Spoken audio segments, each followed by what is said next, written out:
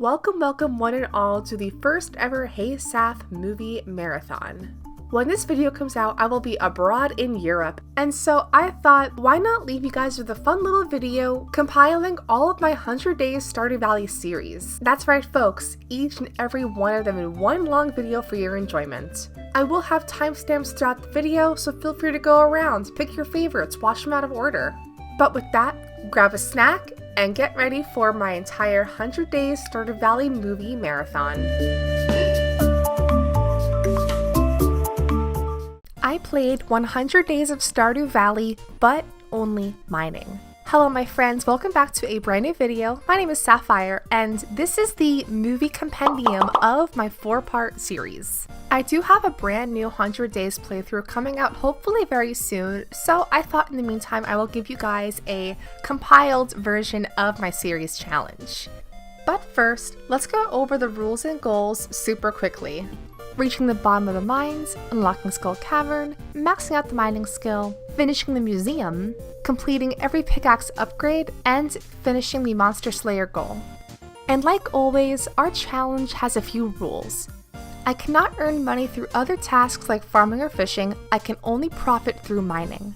I am able to farm or fish for food, bundles, etc. So, can I accomplish my goals before 100 days? Stay tuned to find out. Here is my 100 Days of Stardew Valley, but only mining.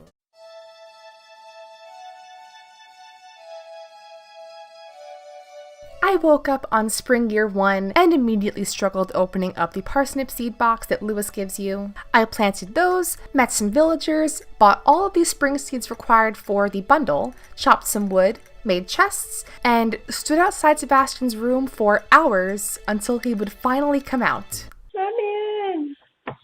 Let me in, please! After day 1, I managed to meet every single villager in Stardew Valley except for Willy, of course, planted my other crops, and called it a night. On day 2, I started my morning with the Clint cutscene, which is never something you want to wake up to.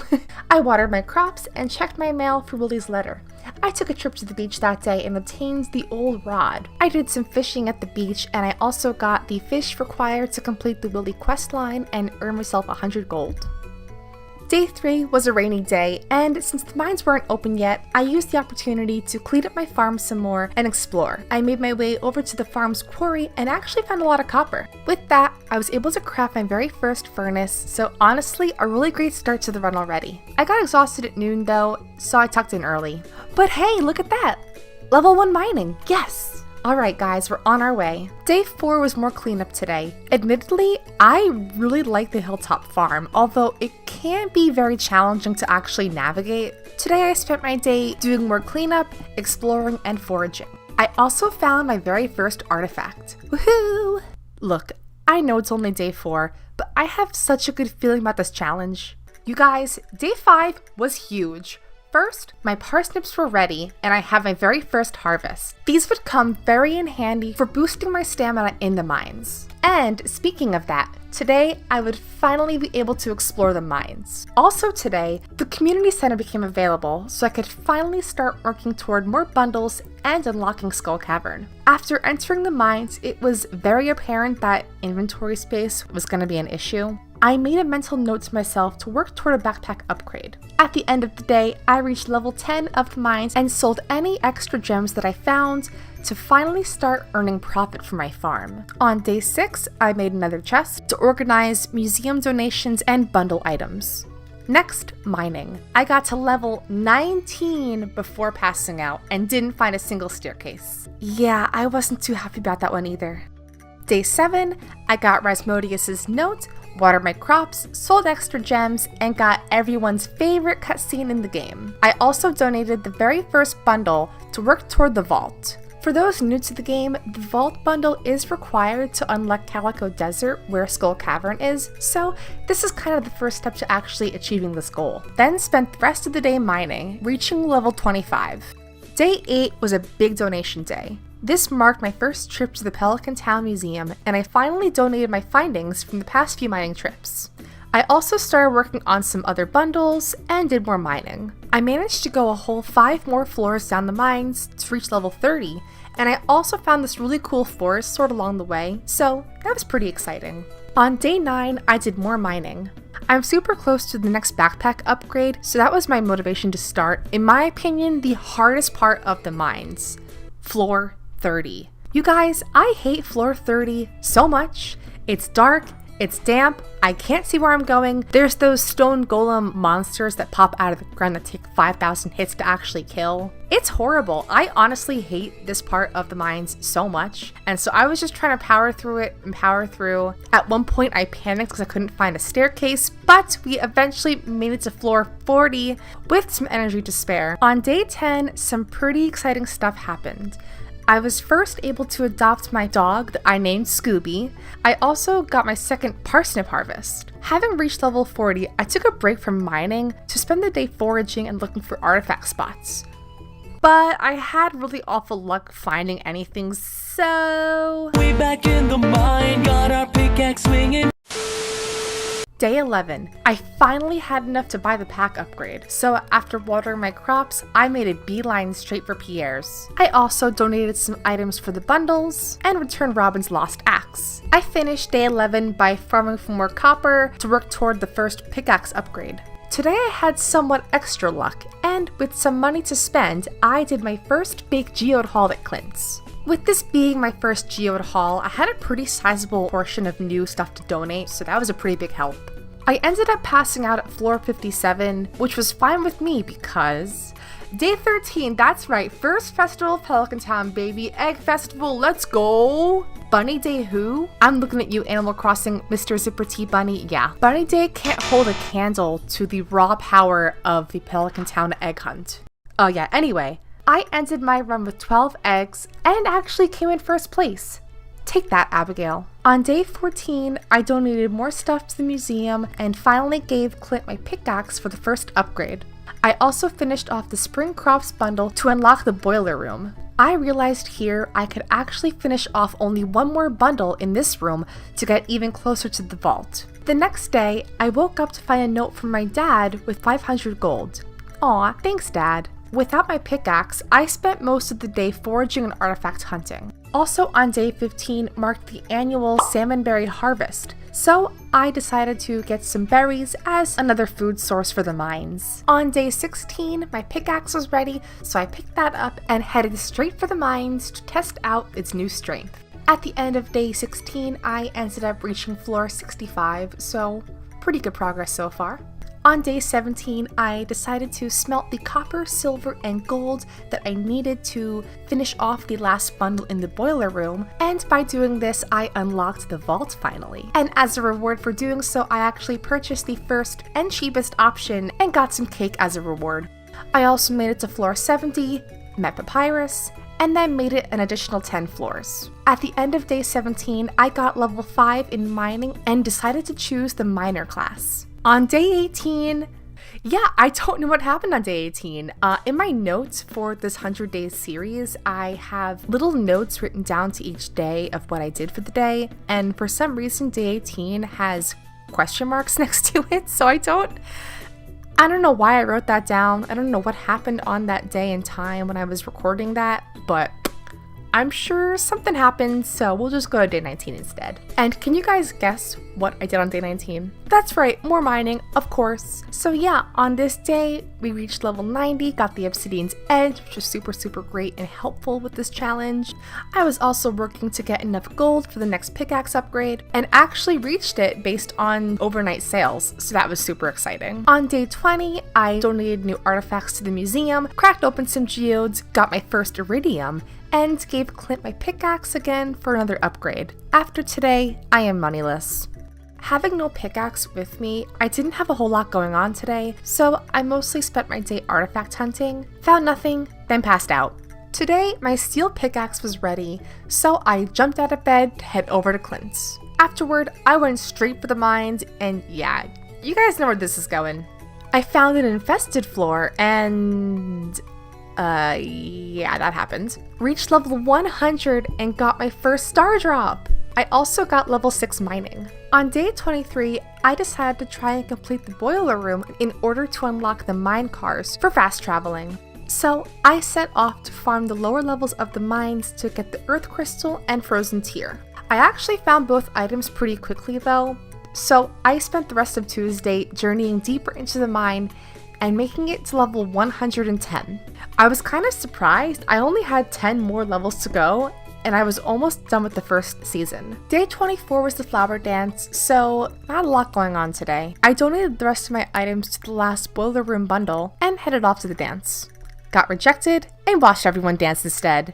Yeah, that was fun. Yeah, it was super fun. Day 25 and only a few more days left of spring. I finally crafted a glowstone ring because I was tired of seeing in darkness and headed to the mines once again. I really wanted to do more farming for gold and try and boost my funds a bit more. On day 26, something huge happened. I reached the bottom of the mines. You guys, this was so exciting to me because I could finally check off the very first of 6 goals for this challenge. Besides that, I farmed for more gold and headed to bed. The next day, I woke up to Demetrius knocking at my door. I picked mushrooms because this didn't really matter for this particular run, so I figured, hey, why not get some more food? Day 28, the last day of spring is finally here.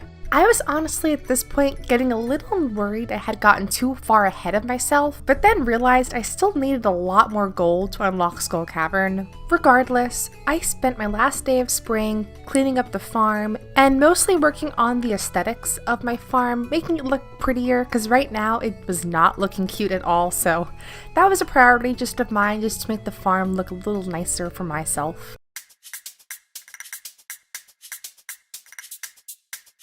On day 1 of summer, I decided to continue last season's work and do more farm cleanup, mostly trying to get my furnace situation under control since there were a lot of furnaces on my farm, so I set off to Robin's to build a shed for all the furnaces. However, when I got to Robin's, there was a big blunder in my plan, the tree stump incident of 2022. I don't know why I thought building something would remove the tree stump, but it apparently does not. So, like any sane person, I decided to not build my shed today, upgrade the axe to remove said tree stump, and build my shed where I initially wanted it to go. You know, instead of just putting the shed somewhere else. That would obviously make too much sense. So, on the very next day, I took my axe straight to Clint's for an upgrade. I also looked for artifacts and actually found a super cucumber in the trash. Why would someone throw this away? On day 31, I did more artifact hunting. Although I found some repeat artifacts, I actually also found a new one, the strange doll. I also completed the monster slayer goal for the cave insects. On day 32, my axe was ready, so I could finally get rid of that pesky tree stump. On day 33, I went back to the mines to farm more gold. I also had my first death, which was very unfortunate and also pretty embarrassing, so awkward. But hey, I got level 8 mining. That's pretty cool. On day 34, the embarrassment just didn't stop. I had such a noob moment. I don't even know why I did this, but I had to restart the day, so let's start over with this. On day 34, I put all of my furnaces into my newly built shed and headed to the mines for more gold farming. On day 35, I had a little extra luck, and so with this, I decided to crack open more geodes for Gunther. I also got the Treasure Trove achievement, which meant I donated 40 different items to the museum, which was a super cool way to actually track my progress in this challenge so far, so that was really exciting for me. I also purchased yet another bundle for the vault room. Day 36, and back to the mines. Along the way, I also found a few new artifacts to donate. I also decided to check my Monster Slayer progress and realized I had a long way to go. Oh boy. I also tried to buy a new backpack upgrade and was 3,000 short, which was very rude of Pierre's. I'll be back for you. The next day, the spirits were very happy, so back to the mines we go.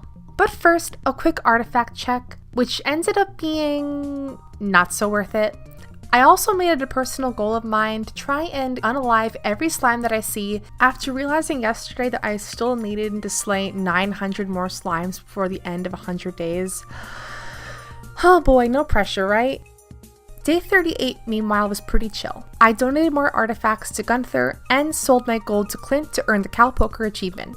I finished day 38 off by killing more monsters and earning more gold. Today was the luau, so I last minute prepared a gold star cauliflower to hopefully satisfy the governor. And to my surprise, it actually did. Coming off the success from yesterday's luau, I went into day 40 very happy. I promptly gave my pickaxe to Clint for another upgrade, and went back to the mines for more monster slaying.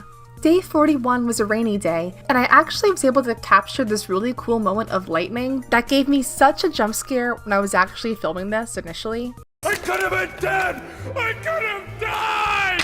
Keep it together, man! But besides that, I decided to test fate a little bit more and head back to the mines to do more monster slaying. In the process, I also got the final dwarf scroll I needed to donate to the museum. Day 42, let's get this bread. On this day, my gold pickaxe was ready. I also happened to have the best luck, so I cracked open more geodes and gave any new findings to Gunther. On day 42, I also got the Squire's helmet, which was a super cool find. Day 43 was kind of uneventful. I finally went and splurged on the 10k vault bundle, and I also found the prehistoric vertebrae. On day 44, I had a little extra luck on my side, so I went back into the mines to grind out a few more gold and earn the rest of the money I would need for the final vault room bundle. By day's end, I had over 100 gold ore to smelt and got level 8 combat. Day 45 was a big smelting day. I was running low on coal, so I went back to the mines today to also grind out some more coal from the soot sprites. Sorry, little guys. Although I found no new artifacts today, I got more coal and iron at least. Day 46, only 10k more to finish the vault. And it was also a good luck day today. I started today by collecting all of my gold bars and dumping them straight into the shipping bin. I also headed out with my trusty hoe to dig up more artifact spots today, but yeah, I found nothing. I then decided to crack open some more geodes, and yeah, I already had those ones. Alrighty. I finished the day off by grinding for more coal and iron. On day 47, I was 5k away from my next goal. Though yesterday's good luck yielded few rewards, dear Yoba blessed me with a second chance. So, I popped my gold ores into the furnaces and set out on more artifact hunting. Yeah, this is already way better actually. While Clint yielded no new results, I was very happy to at least donate 2 new artifacts to Gunther's. Today was the day I needed to earn the rest of that 25k. Why? I don't know. I just want to go to the desert. I smelted some more gold ore and headed straight to Clint's to try to sell to him instead. As it turns out, those 12 bars was more than plenty to finish off the vault bundle. I ran out of Clint's disgusting, sweaty shop as fast as I humanly could and raced off for the community center. My second of 6 goals was in sight. I happily gave the Junimos those 25k for the vault bundle and happily walked out of there knowing tomorrow I'd be in Calico Desert having fun, finding coconuts, and finally exploring my favorite place in Stardew Valley, the Skull Cavern. Just one day before reaching the halfway point, I was already off for my very first Calico Desert visit. Although the spirits weren't in the best of moods, I certainly was. I didn't really have any expectations or goals for this run. I mostly wanted to use this very first visit just to explore the area, but before I could even set foot on that sweet desert sand, disaster struck. I didn't have enough money for a ticket to the desert. How could I be so stupid? I genuinely don't know how I managed to do this, but that was so embarrassing. But it's okay, I had enough bars left over to sell to Clint, so we're off now. Upon arrival, I found a really cool golden relic artifact and then dared to unlock the Skull Cavern door for the very first time. Unfortunately, that was pretty short-lived. I only got to floor 7 before encountering my very first serpent horde, which was not a good sign, so I took no chances that day and booked it the hell out of there ASAP. Although I didn't get too far today, I was very happy with my gem and Omni Geode collection. I had an overall good first experience, but I'd have to do a lot more prep work before my very first big run. Day 50 and officially the halfway point of this challenge. I think it was finally setting in that I really have to work a lot harder to actually achieve my goals. So I headed back to the mines as per usual to farm more gold to craft mega bombs, my main tool for Skull Cavern. Any extra money earned would go toward buying food, and I actually ended up with a pretty good haul of gold, gems, and artifacts today.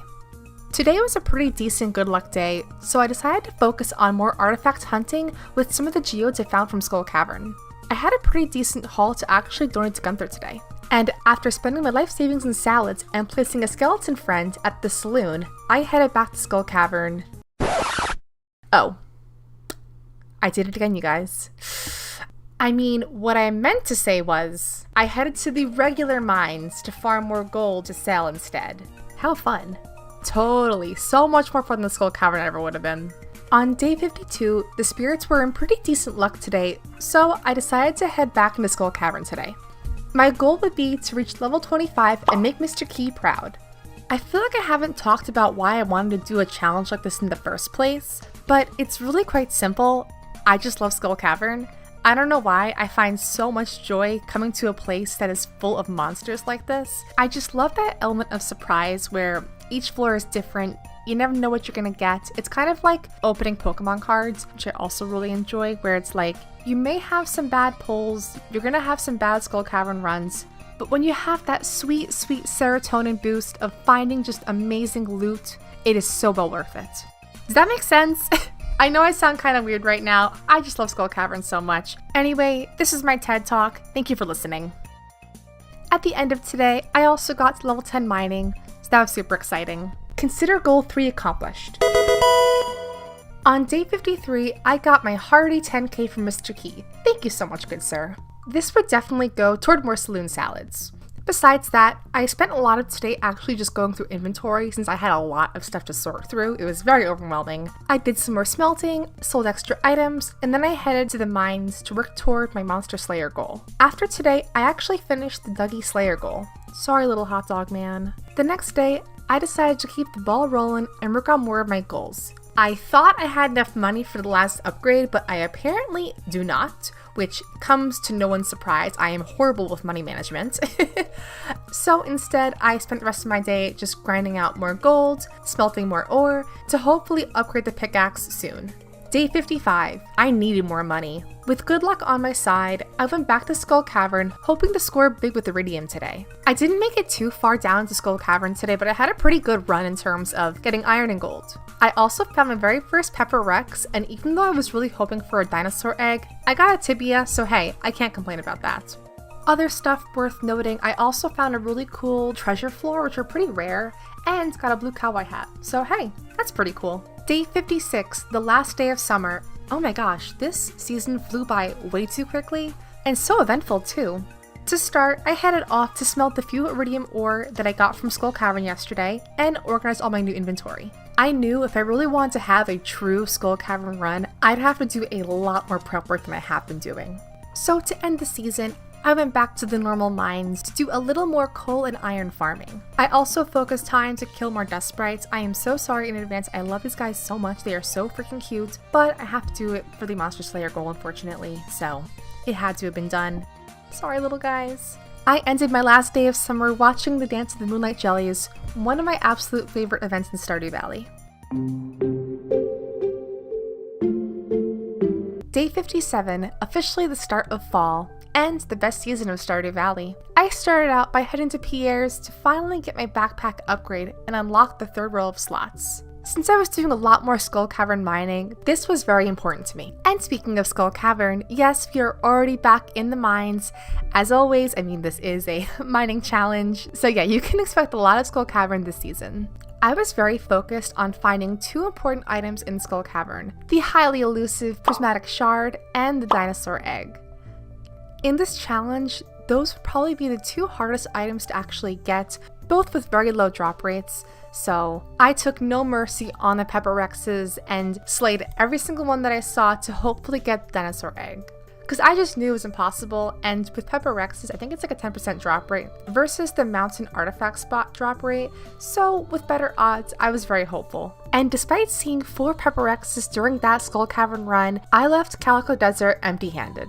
On day 58, I took note of my progress during this challenge so far, and I honestly thought I was making pretty good progress with the artifacts and minerals.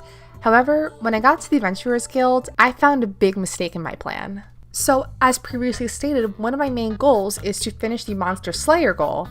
However, Apparently that also includes the magma sprites, a monster found on Ginger Island, and if you are familiar at all with Stardew Valley, you would know to unlock Ginger Island, you need to finish every single bundle in the community center. So yeah, small caveat to this obviously, I would technically not be finishing the entire list of monsters, however, my new goal is to finish off everything except for the magma sprite.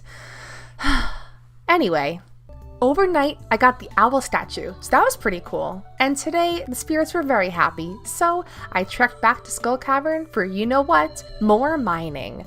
Oh, also, I left my mic on for this run, so enjoy all of my unhinged comments because, boy, are they hilarious. Let's go. Better run. Better run. Better run, better run, better run. I need a better Skull Cavern run. Yes, I know I should probably be doing more fishing and artifact hunting, but I just can't help myself, you guys. It is so fun to do Skull Cavern. I just need one! One! Give me one! Oh! Yes! Yes, my friends, I finally got my first dinosaur egg.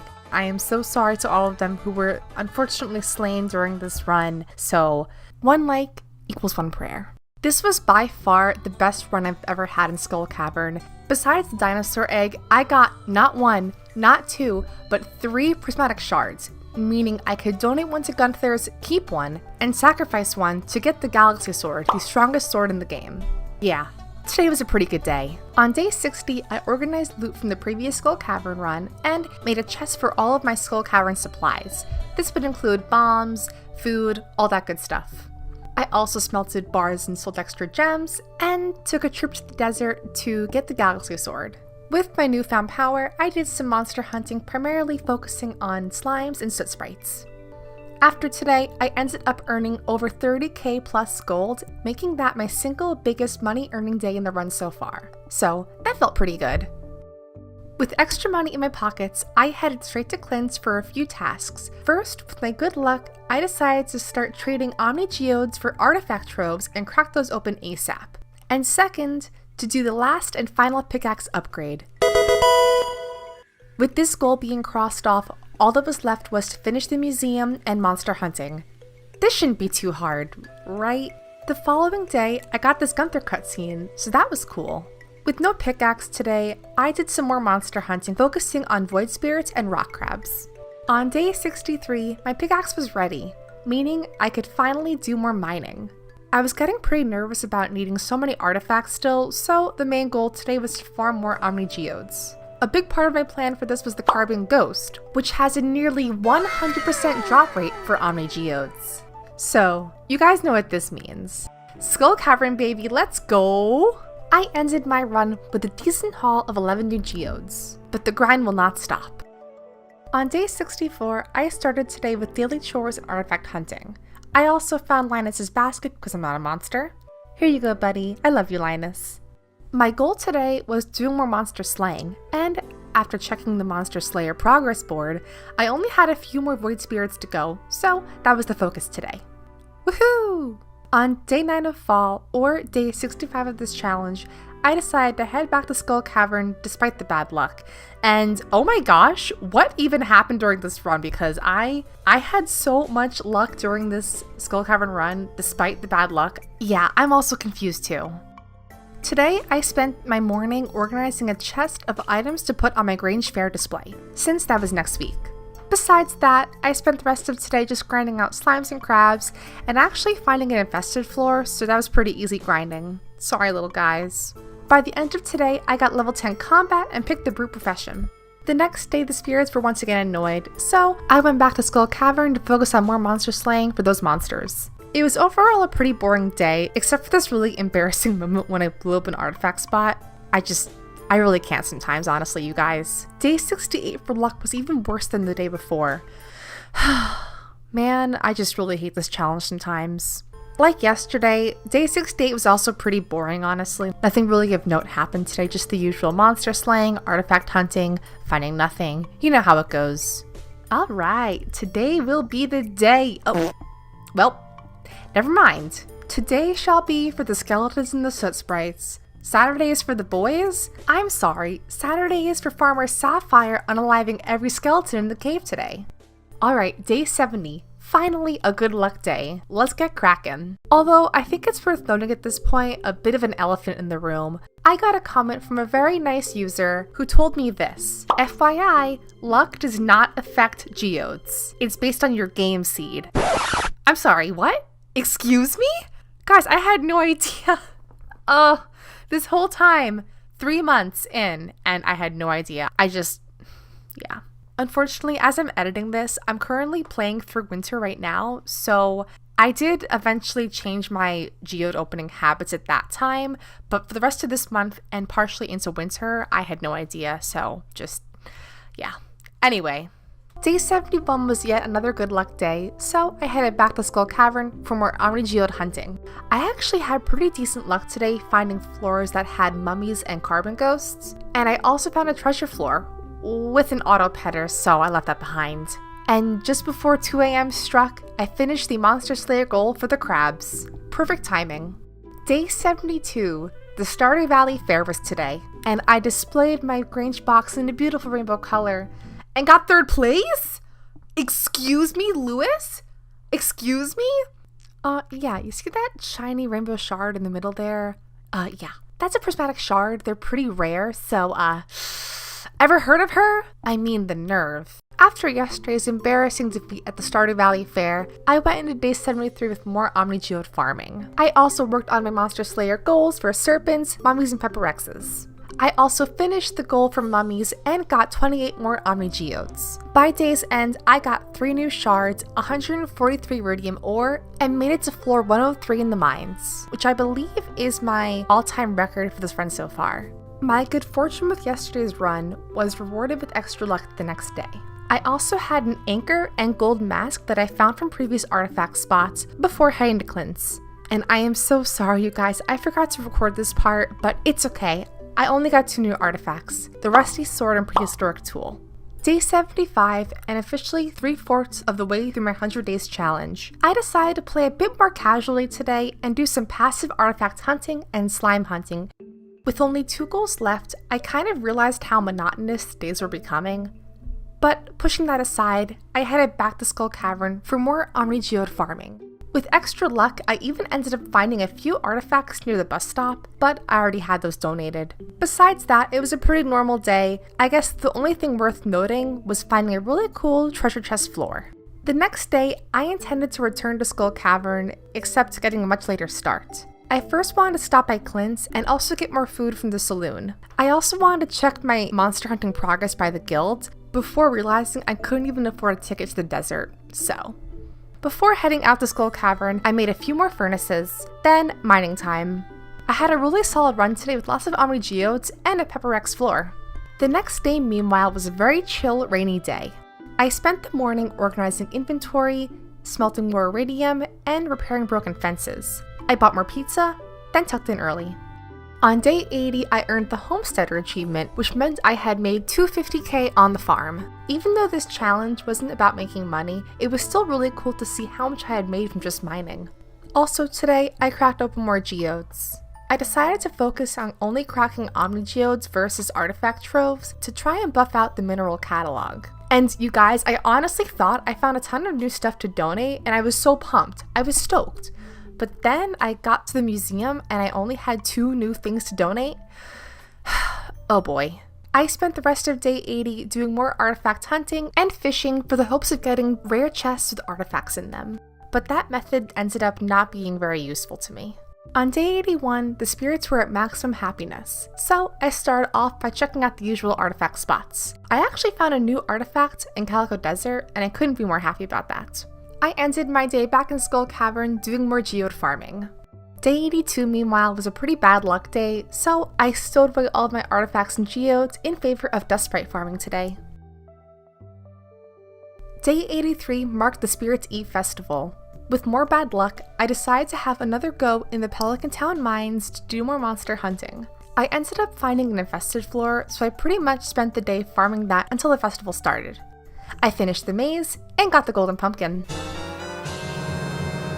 Day 84, the last day of fall was upon us, and a rainy one at that. With luck at maximum, I opened the rest of my geodes and checked all artifact spots for anything new. Despite not having much artifact spot luck, cracking geodes went great. I donated a bunch of new stuff to the museum and ended my last day of fall definitely on a really good note.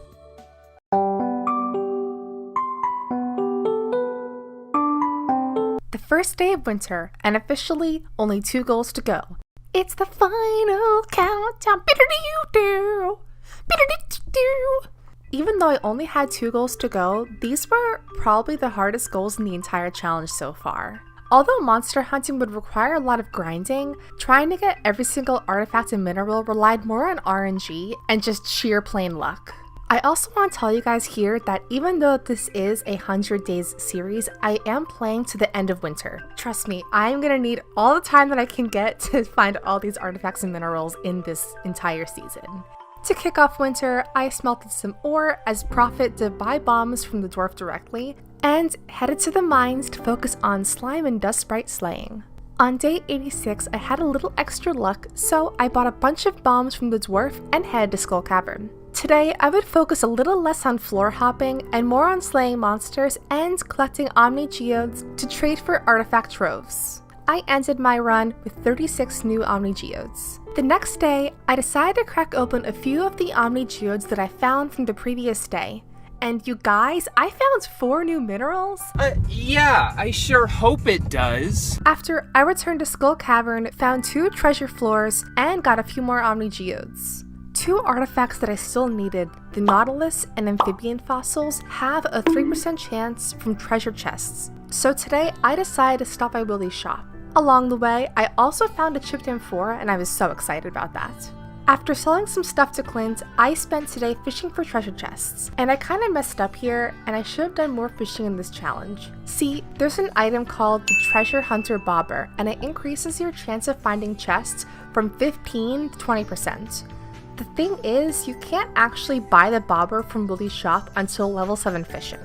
I debated whether or not to grind out my fishing skill to level 7, but at this point in my challenge, I decided to focus on other things. The next 2 days were focused on a lot of monster slaying. On day 89, I finished up the monster slaying goal for serpents. And on day 90, I found an infested floor and pretty much spent the day focusing on slime and soot sprite slaying. Alright y'all, best luck day.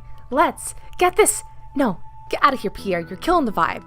Anyways, today, more artifact hunting, cracking open geodes, and fishing for chests on the agenda today. I ended up donating 4 new things, so I was really stoked about that. I decided to buy the fiberglass rod and a bunch of bait from Willie's shop, thinking that if I could hook more fish, the chance for chests would also increase. I ended up getting a few repeat artifacts, which I guess was a good sign, but nothing new unfortunately. Although today was the Festival of Ice, I thought it would be a better idea to continue working on my goals with the time that I had left. So, with bad luck today, I journeyed back to Skull Cavern to work on more monster slaying and geode farming. The remaining artifacts I needed for the museum unfortunately could only come from artifact spots or treasure chests, so the rest of my geodes would be trying to get 2 minerals, the Ghost Crystal and Dolomite. Although I had so few things to actually get, a lot of the run now would come down to pure luck. The next day, the spirits were once again not in the best of spirits, which was really not great. I pondered my next move. I could focus on more geodes today, or try fishing again. Ultimately, I decided to do a quick check for artifact spots before heading to the mines once again. And I actually found something, you guys! Hey everybody, I found one! The government actually found someone we're looking for! Yeah, baby, yeah! I also managed to finish up my Monster Slayer goal for Pepper Rex. Only slimes and dust sprites to go now. With neutral luck and growing impatience, I scarfed down a spicy eel and tried cracking open more geodes. I ended up getting the ghost crystal I needed, which meant only dolomite was left. I spent the rest of the day fishing to try and boost my level to 7 to buy the treasure bobber. I ended up doing a lot of fishing today, and y'all, oh my gosh, how did I get so lucky? Oh, I am so stoked right now, oh my goodness. The next day, I was hoping to keep this momentum going with the good luck. I did my usual artifact spot rounds before heading to the Cindersap Forest and the beach for fishing once again. I didn't really have too much good luck except... Of course this would happen to me. On day 96, I decided to take a break from fishing and go back to my roots, the mines. I still had some unfinished business with the slimes, so I spent the day doing monster hunting. I was blessed with an infested floor, so you guys know I spent the entire day repeating the same level for slimes. And after many, many slimes later, I am proud to report that I finally finished the slime hunter slaying goal. Now we only have soot sprites to go. The next day I had neutral luck, so I returned to Skull Cavern to do more geode farming.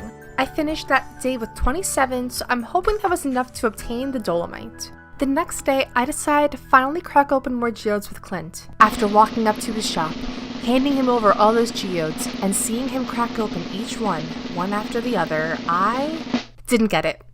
But that's okay, guys. I am not giving up hope. Despite this morning's defeat, I decided to put fate into my own hands and control my challenge, monster hunting. So, I set off to finish the final Slayer goal, the soot sprites. Day 99, and only a few more days to go to get 1 mineral and 3 artifacts. The pressure is mounting now, but I pressed on to do my best.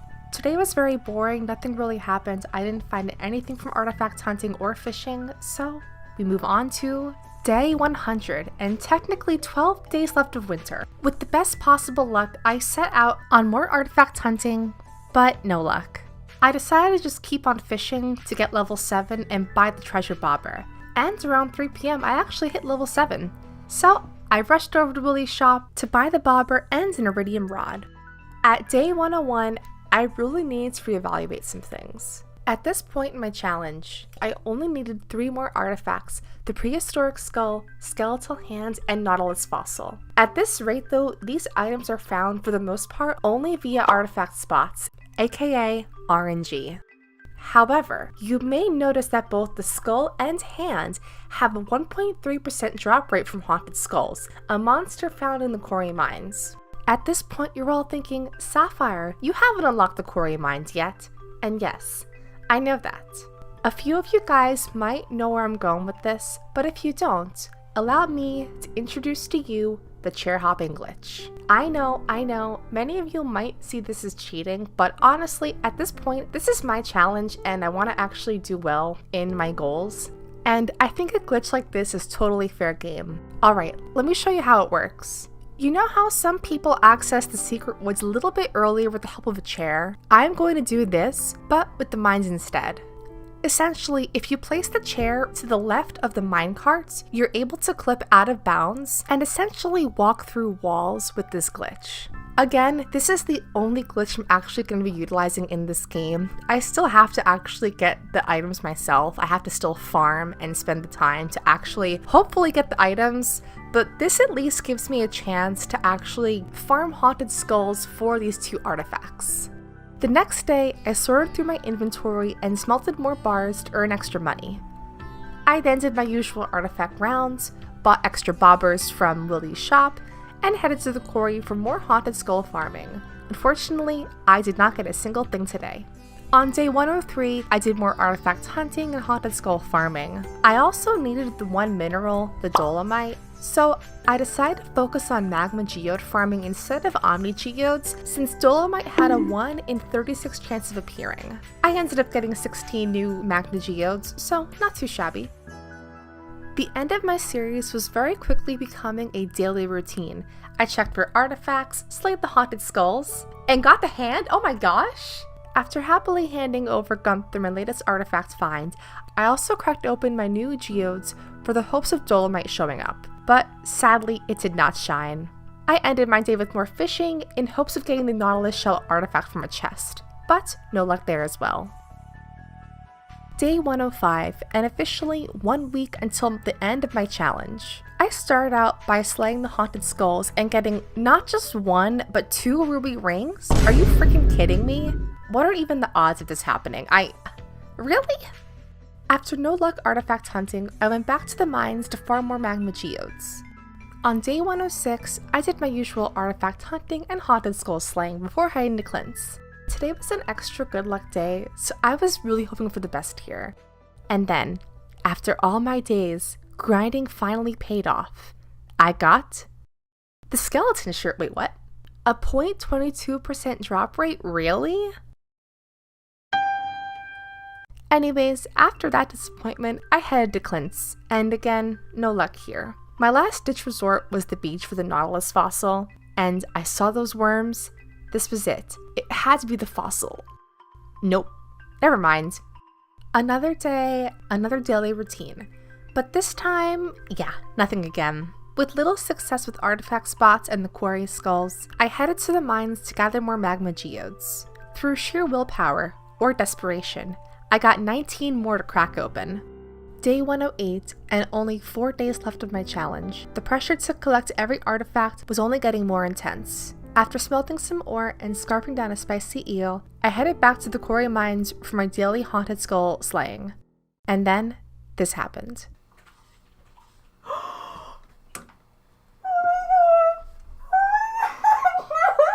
What? I got it! I got the skull! Good job, baby. You guys, I legit almost cried. I could not believe how lucky I got with this, seriously. Perhaps this challenge actually was in reach after all. The next day was the Feast of the Winter Star, and although in previous seasons I did enjoy the town's festivals, with only 3 days left, I needed all the time that I had.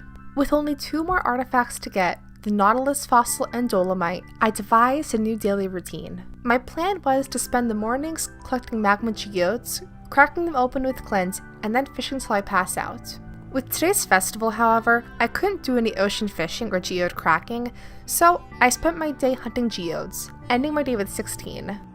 On day 110, I promptly headed over to the beach to search for artifacts before Clint's opened, but then I had a brain blast. It was so obvious. You guys, the other side of the beach! This whole time, it was right in front of me. Upon realization of this, I raced back home to get the wood I would need to repair the bridge, my hopes of the Nautilus fossil increasing slightly. I bombed my farm to smithereens. Yes, my friends, we are truly in my chaos era. This is it. All that work, it would pay off. They ask you how you are, and you just have to say that you're fine when you're not really fine, but you just can't get into it. Yeah, this did not feel great. After no luck at Clint's, I decided to buy a few more spicy eels and finish the day off by fishing. But then, a miracle happened.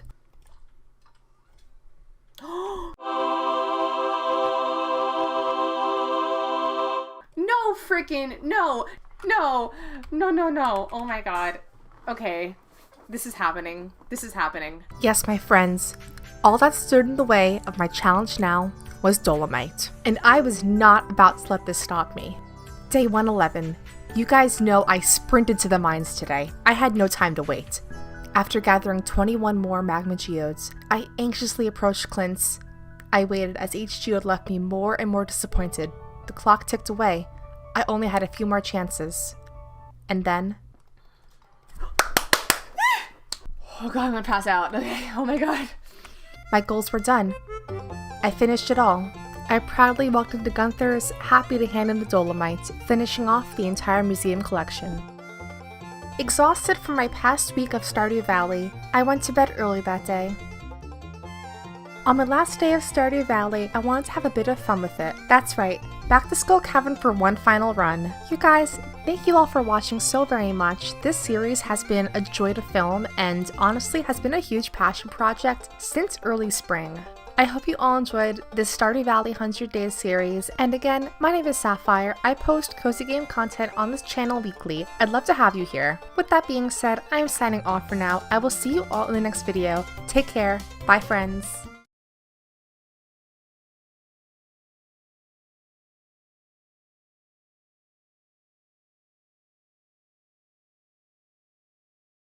I played 200 days of Stardew Valley, but only mining. Hello my friends, and welcome back to part 2 of the long-awaited Stardew Valley mining series. I'm your host Sapphire, and I'm super happy to have you here today. In this series, we are playing through year 2 of Stardew Valley and tailoring all of my goals for mining. Like in our 100 Days series, there are a few rules to this challenge. Firstly, I cannot earn any other money through skill-based tasks like farming, fishing, etc. I can only earn profit through mining. I am able, however, to farm or fish for things like food or bundles. And now, onto the goals. Unlock Ginger Island, reach the end of the volcano mines, and enchant my galaxy sword, actually finish the Monster Slayer goal, complete all 3 Mr. Key mining challenges, and donate everything to the Island Field office. So, can I accomplish all of my goals in my second year of Stardew Valley? Stay tuned to find out. Here's my entire playthrough of Year 2. Back on the farm. It feels great to be here again. On my first day of Year 2, I decided I would first need to actually focus on unlocking Ginger Island since that would activate all of my other goals for this challenge. As such, I decided the quickest way of doing so was unfortunately doing the JoJo route, which I know is a little unpopular, but I'm sorry you guys, please forgive me. It just has to be this way. Anyway, I smelted all of my iridium, sold stuff to Clint, and then sold my soul to Morris. After, I returned to Skull Cavern to farm more ore, almost died, and then called it a night. With the power of JoJo on my side, I went to start buying development projects, starting with the greenhouse. Afterward, I headed back to Skull Cavern once again and had such an insane run, I mean chef's kiss you guys. Then on day 103, I smelted all of my ore and chopped hardwood to start preparing for Willie's boat project. On day 104, I got a little ambitious. See, I know this is a mining challenge, however, one of my personal Stardew Valley goals is to have all 3 giant crops. In my nearly 6 years of playing this game, I have never gotten a single giant crop, so I really wanted to try making it happen this year. As such, I picked up some cauliflower seeds and speed grow from Pierre. Also today, I bought the bridge development project from Joja, unlocked the sewer, and met Krobus. Hello, Krobus. Hello, good sir. I am here for your wares. Your underwears? On day 105, I bought this cute houseplant for my house. I know, riveting stuff, you guys. I chopped hardwood, bought an iridium sprinkler from Krobus, and finished off the final JoJo's development project. After doing some morning chores, I returned to Skull Cavern again to mine more resources to fix Willie's boat. I had a really solid run today and even got 2 dinosaur eggs and a treasure floor. And with even more luck on day 107, I once again returned to Skull Cavern. I also got the JoJo Warehouse cutscene, and again, had a really solid run. With rain on day 108, I sorted inventory, smelted ore, and ventured to the quarry for the first time without chair skipping. I also chopped more trees today to reach level 6 foraging and craft more lightning rods. The next day, I unlocked Willie's boat cutscene and started depositing all of my items. Oh, 200! I thought it was just 100. So, I once again chopped more hardwood and bought salads from Gus. On day 110, I purchased a coupe. You'll see why later. I also upgraded my axe with Clint. Despite the bad luck on day 111, I ventured back to Skull Cavern to earn more money. And even though I had bad luck, I ended up finding a treasure floor, tons of iridium, and 2 prismatic shards. Does anybody else feel like they end up having the luckiest Skull Cavern runs on days that are unlucky? Or is it just me? On day 112, my steel axe was ready, so I picked that up and started working on chopping some of the larger stumps from my farm. In no time, I had all of the hardwood for Willie's boat. And once again, batteries were the kryptonite of my run. I wasn't too concerned, however, since it was only spring. Surely I'd have to get one thunderstorm, right? Right? Like always, 13 Spring was the Egg Festival, and honestly, the only reason I wanted to go was to buy a bunch of cute decorations for the farm. The next day, I was feeling really inspired to do some decorating, so I took a small break from my challenge to buy some cute furniture and decorate my farm, and honestly, I think it turned out super cute. On day 115, I requested a coupe upgrade from Robin, then more Skull Cavern adventures. Today, I got 2 treasure floors, 2 batteries, and 2 prismatic shards, not to mention over 100 iridium ore. All I want to know is, where was this battery luck during my hat challenge? I was low-key salty, y'all. With only 1 battery to obtain, I decided to activate my rain totem that I acquired during my first 100 Days series. So, with rain on day 117 and my coupe upgraded, I popped my first of 2 dino eggs into the incubator. Yes, my friends, we are officially starting a little dinosaur sanctuary on my farm. I thought it was pretty fitting for this challenge, and later in the series, I'll be choosing names for all of the dinosaurs based on your suggestions. And the following day, I was once again blessed by the rains down in Africa. Yay! Yay! And the following day, I woke up to the most beautiful sight. 5 brand new beautiful batteries waiting just for me. Overnight, the boat was repaired and Ginger Island officially unlocked, marking off challenge number 1. After gathering some supplies, I headed off to Ginger Island for the very first time. I found my first walnut, met Leo, and explored the island. I ended up finding 10 walnuts very quickly, so I unlocked the West Island in no time. I did more exploring, found a bunch more walnuts, and then unlocked Birdie's quest. The next day was pretty much focusing only on Birdie's quest, since it involved tons of running around the valley. And the very next day, I received 5 golden walnuts from Birdie. With that, I was able to repair the house and start a small farm on the island. Next, I decided to explore the volcano mines for the first time. I reached level 5 and bought the ginger ale recipe from the island dwarf. The next day was once again more walnut farming. For those new to Stardew Valley, I have to get 100 walnuts to unlock Mr. Key's golden walnut room, which in turn will allow me to do all 3 of his mining quests. Before then, it'll be a lot of grinding for those walnuts. I met the Gourmand frog today and caught 3 walnuts from his pond. And then I fished up the frog hat just to feel something. With 10 walnuts in hand, I repaired the bridge near the archaeology tent and then freed Professor Snail. On day 124, I added more furnaces to my shed and gave Krobus a loved gift, a horseradish. Earlier in January, I polled you guys on who I should marry in Stardew Valley, and overwhelmingly, you guys wanted Krobus. So Krobus we shall have. Also today, I bought the star drop he sells. On the way to give Krobus another horseradish on day 125, I got the Krobus dwarf cutscene. Stop the violence. Also on day 125, the heat broke in my apartment, and so I had 2 maintenance guys come over and fix it. Sorry? Yeah. Yeah. On day 126, I focused on finishing Professor Snail's museum, donating both the mummified bat and frog, as well as finishing off the island survey. On day 127, I got a prismatic shard from a little flame dude. Alright, moving on. On the last day of spring, I was ultimately betrayed. My giant cauliflower didn't grow. Instead, I picked them all up and gave them out as gifts to villagers.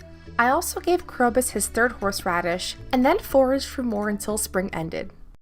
On the first day of summer, I bought up melon seeds in my second attempt at a giant crop, the giant melon of course. I then headed back to Ginger Island for more walnut hunting. On day 130, I donated a snake vertebrae, cracked open some golden coconuts, and planted some trees. Also today, my first dinosaur hatched. I had asked all of you lovely folks for some name suggestions, and our first name comes from Loon Angelo, who suggested Sir Skeleton. After giving Sir Skeleton some pets, I popped in my second dinosaur egg into the incubator. On day 131, I bought a house upgrade and then unlocked the island resort. This allowed the southeast island to open up, so I explored that a bit, got more walnuts, and then captured this jump scare. Oh my god, why is this so graphic? I'm gonna kill these 2. I'm sorry, you guys can't live after this. On day 132, I cracked open more golden coconuts and got the fossilized skull I needed for Snail's collection. Then, I went to the Pirate Cove for the first time and won darts to earn 3 more walnuts. Easy. Gamers! The next day, I got a few walnuts from farming and this mussel node. Then, I fished up a snake skull for Professor Snail. And the next day, my house was upgraded. I did a quick circuit on Ginger Island before heading mainland again. I was running pretty low on funds, so I returned to Skull Cavern to do more mining. With the ore acquired, I smelted ore today, and then again returned to Ginger Island to look for more fossils to donate. On day 136, I woke up on Ginger Island and decided to tackle a new goal today, making it to the end of the volcano mines. So, after grabbing a few supplies, I headed out early on a new adventure. I also got 1 more golden walnut, so with this I unlocked the Island Trader. After reaching level 4 in the volcano mines, I got the deluxe pirate hat. Okay, but seriously, where was this during my hat challenge, huh? After 7 PM, I made it to the forge. And to cross off goal 2, I enchanted my galaxy sword with topaz for added defense. On day 137, Sir Skeleton produced his first dino egg. So, I made a chest inside the coop to store all future eggs for hatching. I then again returned to Ginger Island for more walnut farming. I only had 25 more golden walnuts to go until I could unlock Mr. Key's golden walnut room. Also today, I ended up finding a snake vertebrae, completing one of Professor Snail's large fossil exhibits and awarding me 3 walnuts. And to finish off my day, I bought the mango curry recipe and a bottle of mango wine from Gus. After giving a gift to Krobus and cracking open more coconuts at Clint's, I returned to Skull Cavern once again for some good old-fashioned mining. Today's treasures included 2 treasure floors, a prismatic shard, and lots of iridium. Today was the luau, and this time I made sure I was prepared. Also, full disclosure, that soup looks disgusting. It looks like literal vomit. Well, he likes it at least. Running pretty low on coal, I decided on day 140 to start working on crafting a bunch of charcoal kilns as a more reliable source of getting coal. And by the next day, I finished off my new area. On day 142, I got the witch cutscene, but more importantly, a new dinosaur. I decided this time to name this one Littlefoot, a name suggestion by TBG Beats. Also today, I found the fossilized tail via panning, and was able to finish off the entire Ginger Island Museum collection, officially crossing off goal number 5. The very next day, I cooked up a tropical curry and then crafted myself the super cute tropical sunrise shirt. Then I finally got the magnifying glass cutscene, since I forgot to do that last year. I also gave a golden pumpkin to Krobus, putting me at 3 hearts. Day 144 was again another Skull Cavern day, and day 145, could you guess what I did, you guys? I sold more gems and smelted ore. On day 146, I got 5 more golden walnuts from the Gourmand Frog for growing wheat. Thank you, my good sir. With this, I only needed 6 more walnuts to unlock the golden walnut room. Then the following day, I placed 1 more coop upgrade with Robin. On day 148, I once again did more Skull Cavern mining for more resources. I ended up with a few infested floors, but got a lot new dinosaur eggs in the process. The following day again was pretty grindy, selling gems, smelting ore, and chopping wood for coal. On day 150, marking the halfway point of my 200 days challenge, I finally got my star drop from Gunther. Yeah, I forgot to do this 2 seasons ago, oops. On day 151, I finished off the Island Gem puzzle to earn 5 more walnuts. With this, I needed just 1 more to unlock Mr. Key's walnut room. The next day, meanwhile, was rainy. With this, I spent much of the day collecting more iron for bombs, since I knew soon I'd pretty much be devoting my days to Mr. Key's mining challenges. On day 153, my melon patch suffered the lightning curse, striking the middle melon and making it now impossible to get the beloved giant melon crop. With more rain and luck today though, I decided to head up to Skull Cavern again. But Pam never showed up for work. Bruh. The next day, our 3rd dinosaur baby hatched, and I named him Nugget after the suggestion of these 3 viewers. And on day 155, I smelted ore, chopped wood, and ordered another coop to expand my dinosaur empire. And on the last day of summer, I gave a gift to Krobus, gave head pats to all of my dinosaurs, and watched the dance of the moonlight jellies. On my first day of fall year 2, I headed straight to Pierre's to purchase my pumpkins. So far though, my giant crop luck has not been great. Pumpkins were my last hope now. On a lighter note, I managed to pull 1 more walnut from farming to officially unlock Mr. Key's walnut room. And upon closer examination of the quests available, Skull Cavern Invasion, one of 3 mining quests, was already available for me. So I accepted that as my first challenge. With 6 days left to complete the Skull Cavern Invasion, I decided to focus days 158, 159, and 160 all on prep work. This included gathering resources for bombs, buying salads and life elixirs, and getting staircases. Now we wait for the best possible luck, which happened to be on day 162. Honestly, I was quite happy that this was the first mining challenge that Mr. Key offered. Undoubtedly, this is probably the easiest one. There aren't any hard limitations imposed on you, and really the hardest part is just those tricky monsters. But again, you can eat food, you can staircase, so I was quite happy that this was the first one to start out with. I will say, it never gets easier seeing those royal serpents. These are my nightmare fuel. Just before 7 p.m., this shaft led me directly to floor 100, officially finishing off the first of his 3 challenges. After my best skull cavern run to date, I had a lot of inventory to sort through the next day. I smelted a bunch of iridium ore and gathered wood and stone to upgrade my next coop. I also returned to the desert to finally trade all of my jade for staircases. Then, I didn't do much on the next 2 days except giving Krobus 2 more love gifts. Day 166, meanwhile, I finally started working on other goals, mainly the Monster Slayer goal for the Magma Sprites. So days 166 and 167 were largely focused on working toward that goal. Additionally, on day 167, a new dino hatched, and this time I named him Friend. The next day too, I spent the day repairing broken fences and working on expanding my dino enclosure. I only want the best for my babies.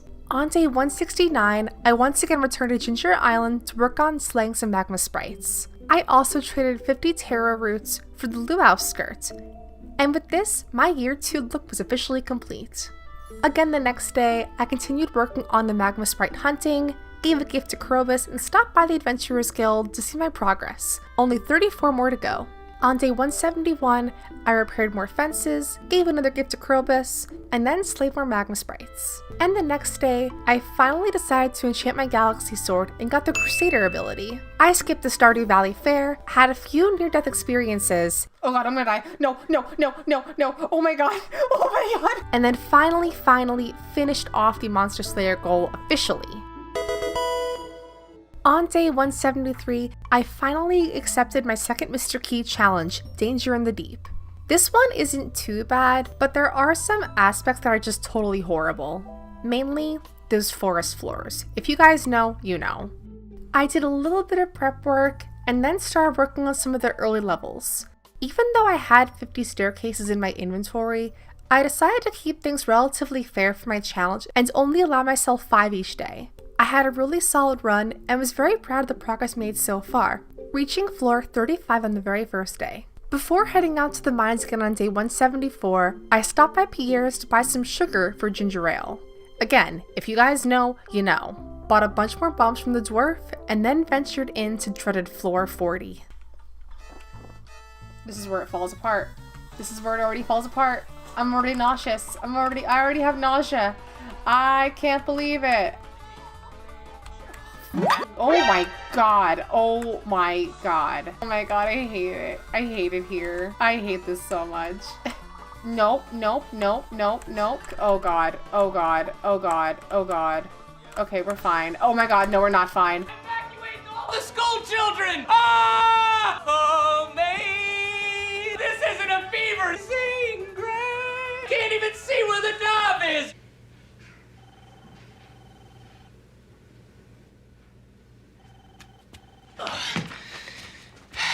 And scene. Yeah, despite all of my worrying, I was totally fine. I didn't even die once. And the very next day, I finished up my second of 3 Mr. Key mining challenges. Easy peasy, lemon squeezy. With not much to do on day 176, I decided to build yet another coop to multiply my dino army. Then, the next day, I named our newest dinosaur baby Pickles, popped a new egg into the incubator, and gave Krobus another gift.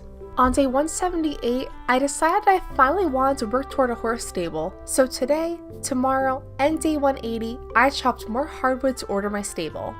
Then again, on day 181, one more dinosaur hatched, this time naming him Daryl, for no reason. And the very next day, I woke up on a rainy Friday to my new horse that I named Brumby? Okay.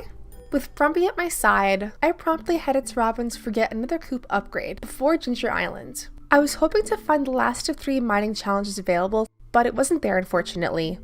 Also today, I used some of the key gems on the horse flute. Day 183 was the Spirit Eve Festival, and I decided to attend, purchase some more decor for the farm before calling it a night. And on day 184, I have some bad news to report unfortunately. My giant pumpkin did not grow. My dreams of giant crops dashed. Oh well. On the last day of fall, I gathered up all of my hands at the silo and bought heaters from Marnie for my 3 dino enclosures. The first day of winter, day 185, was a pretty big day. And some of my Krobus fans might know why. Today's his birthday. My Gold Star Pumpkin gift ended up being the perfect present because today I reached max hearts. After popping a new dino egg into the incubator, I headed back to Ginger Island. Luckily, the third mining challenge, Key's Hungry Challenge, was waiting for me.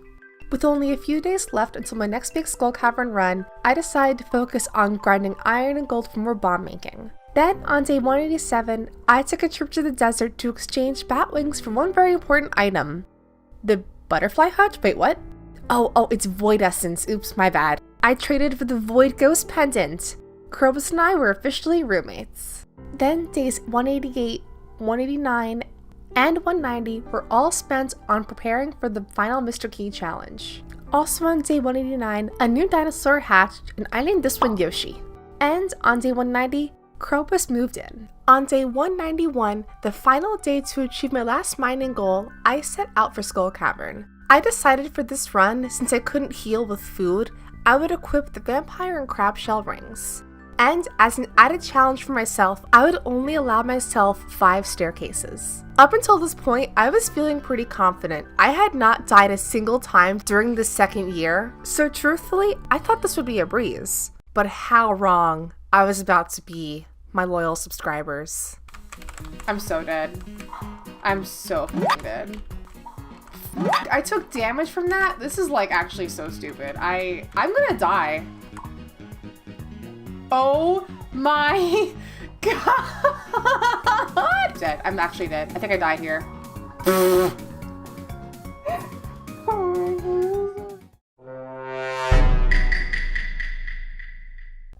Yeah, I don't want to talk about it, you guys.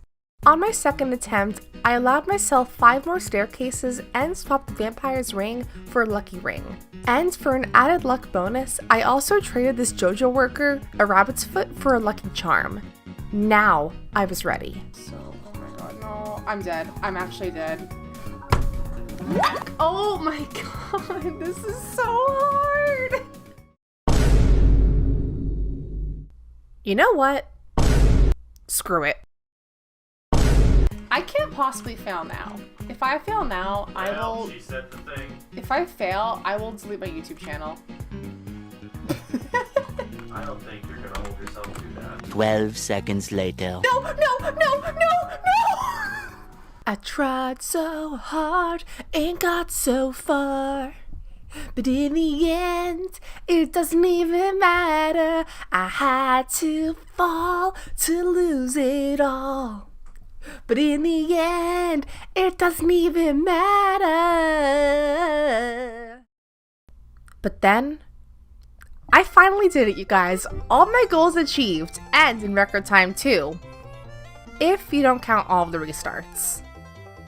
The following day, I sold a bunch of extra gems to earn the millionaire achievement overnight. With all of my goals done, and with 9 days to spare, I pretty much slept all through winter until the rest of my dinosaur eggs hatched.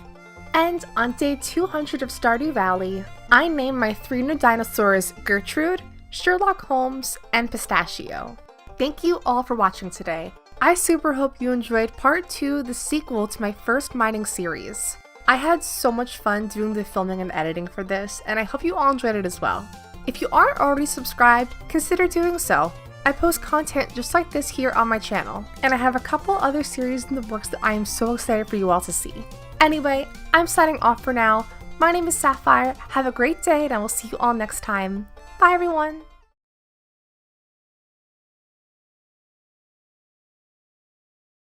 I played 100 Days of Stardew Valley, but only fishing. Hello my friends, and welcome back to a brand new video today. My name is Sapphire, and I'm super happy to have you here today. It has finally arrived, the movie compendium for my 4-part fishing series.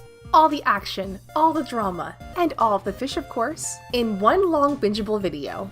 So buckle in, grab a snack, cause you might need one, or 2, or 3, and let's go over our goals and rules for this challenge. For the rules, I can only earn any money from fishing, crab pots, fish ponds, all of that good stuff.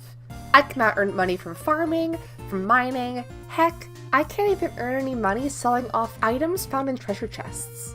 So far, this challenge is pretty tough, so let's hear those goals. Catch every single fish, and yes, this includes legendary fish and Ginger Island fish. Fix Willie's boat, reach 10 hearts with Willie, make an aquarium on my farm, max out the fishing skill, and of course, have fun. So, can I accomplish all of my goals in only 1 year of Stardew Valley? Stay tuned to find out. Here is 100 days of Stardew Valley, but only fishing.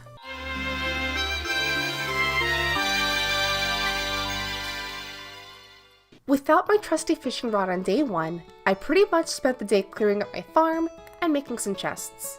I decided to set one chest aside to store at least one of each fish for my aquarium. And without much else to do today, I called it a night at 10:30 in the morning. Day 2, on the other hand, got much more exciting. It was today that I received Willie's famous note and headed on over to the beach for the very first time. It was here that I received my very first fishing rod, officially starting this challenge. I caught some of the spring ocean fish, sold some fish to Willie, and then caught more fish in town, sold some more fish, and then reached level 1 fishing overnight. On day 3, I went fishing. This is a fishing challenge, duh! I was honestly very tempted today to go for the catfish, but I knew my fishing skill was way too low to actually catch one. So instead, I focused on catching more spring fish in the mountain lake area. Also today, I earned the Fisherman Achievement. Oh my god. You know, I was wondering why my stomach hurt constantly, but I think it's because I've been sneezing constantly. And it's ruined my stomach. Overnight, I got level 2 fishing and ventured out on day 4 to do the most important thing for my challenge. Fish up the secret boat painting only available on the beach farm. Then I returned to the beach to catch more fish for money. And then overnight, I leveled up my fishing skill to unlock the recipe for crab pots. Day 5 also meant the mines were now open, and at this point, I would need to at least reach level 100 of the mines to catch all of the mine's fish. This includes the ice pip, the ghost fish, and lava eel. But with bad luck today, I opted for more fishing. And with the money I earned so far, I upgraded my fishing pole to the fiberglass rod, and set out to catch the elusive catfish today. But, it didn't go as planned. Come on, please. No!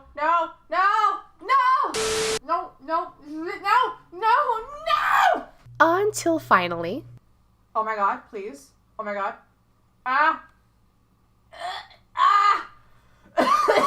Finally. With decent luck on day 6, I decided to go for the mines today. And with my newfound knowledge of mine speedruns, I flew down to floor 15 in no time. On day 7, I used the chair hop glitch to catch my wood skip, and it was also here that I realized I would need to donate 60 items to Gunther to unlock the sewer key and catch the mutant carp. So I am super glad that I threw away literally every single geode the previous day. Also today, I got the community center cutscene, but for this challenge, I'm actually gonna go Joja route. Okay, hold on guys, don't freak out, let me explain why. So in my latest Stardew Valley video before this one, I actually already finished the entire bundles, and yeah, I just don't want to do it again. But number 2, I honestly think fishing in this challenge and trying to earn enough money for each Joja project will honestly be more of a challenge. So that is the plan, and nobody can stop me. On day 8, I returned to the mines today, and made it down to my first fishing milestone, level 20. Where I caught the ghost fish and stonefish, which quite literally might be the most forgettable fish in the game. Does anyone know this guy exists?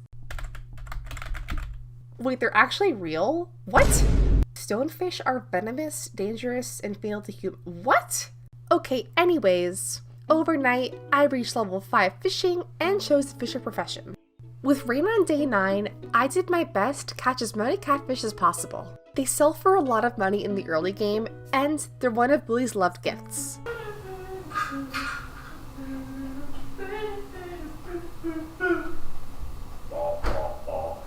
Careful, SpongeBob. Careful, SpongeBob. Careful, SpongeBob. Careful, SpongeBob. On day 10, I made a very calculated risk. I would need to reach level 4 farming. Let me explain. Fish ponds are a pretty good way of getting money in the game. However, aged roe is even better. You can only age roe via preserve jars, a recipe learned at level 4 farming. But I didn't want to waste a bunch of money on seeds, so I instead planted my parsnip seeds and mixed seeds. I also adopted my cat today and named him Fishstick, after I returned to the mines, making it to floor 30. On day 11, I said goodbye to all of the hard-earned money I made these past few days and sold my soul to Joja. And after, I returned mining. My main goal was to reach the ice levels in order to start getting iron ore. This would go toward crab pots, another pretty passive way of earning income through fishing. After reaching floor 40, I did a bit of iron mining before heading home. Day 12, meanwhile, was devoted to my crab pot empire. Day 13, meanwhile, was the Egg Festival, but since there wasn't really anything useful for me to do there, I spent the entire day fishing. I also found out that stonefish are actually a pretty good way of earning money, fetching a pretty fair price.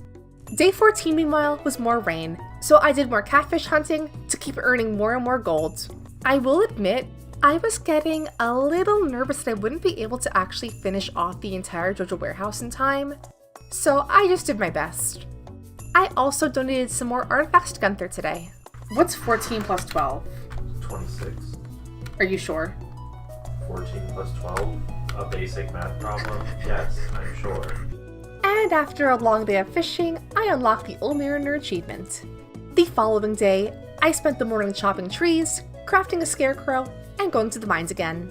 And with rain again on day 16, I returned to catfish and stonefish hunting. We got level 7 fishing and also made huge money thanks to the catfish and stonefish. We also earned the Greenhorn achievement for earning 15k profits, which I was quite proud of.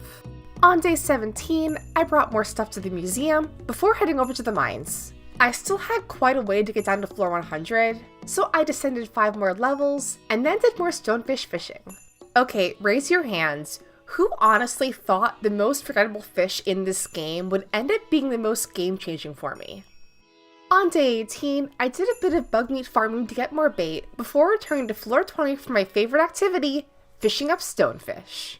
What's Sapphire thinking about? Doo-doo-doo.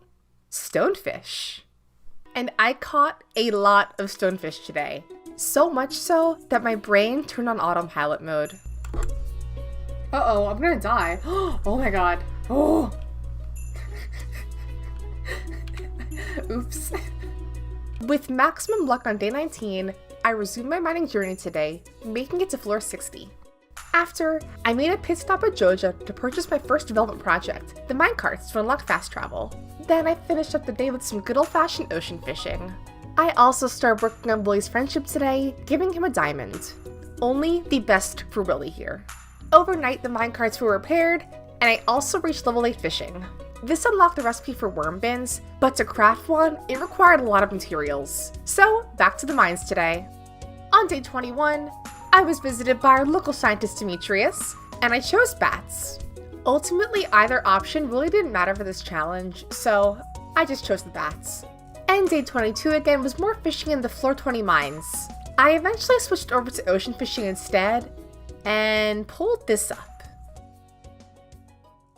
Oh my god! Nice! Okay. On day 23, I moved all of my crab pots over to the mountain lake area in order to catch some of those critters instead, then picked up my new axe from Clint. I then upgraded my new rod to the iridium level and bought a trap bobber, thus spending literally all of my money. On day 24, I checked the weather. Rain all day tomorrow. Currently, I'm level 8, but if I can hit level 9 and eat a trout soup, I knew what I had to do. That was easy enough. Alright, day 25. Today is the day. The first of 5 legendary fish, and one of the toughest fish in the game, would be mine. But not without picking a fight first. But, oh my god, here it is. Oh my god, oh my god. Oh god. Oh my god, oh my god, oh no. Ah! Oh no. Oh my god. Oh no. Oh no. No! No! No! No! Oh my god. Oh my god. Okay, that's fine. That's fine. Many unbearable hours later.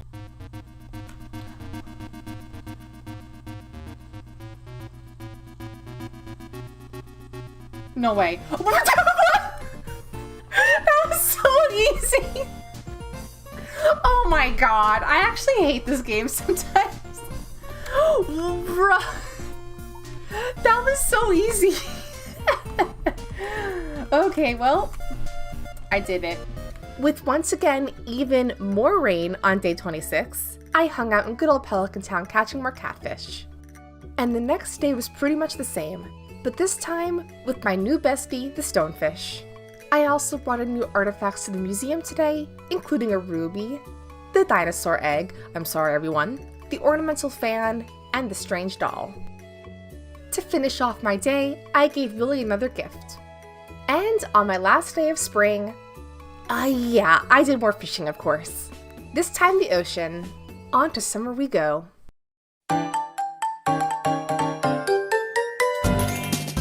On day 29, or the first day of summer, I started off by earning the Cowpoke achievement, a good start.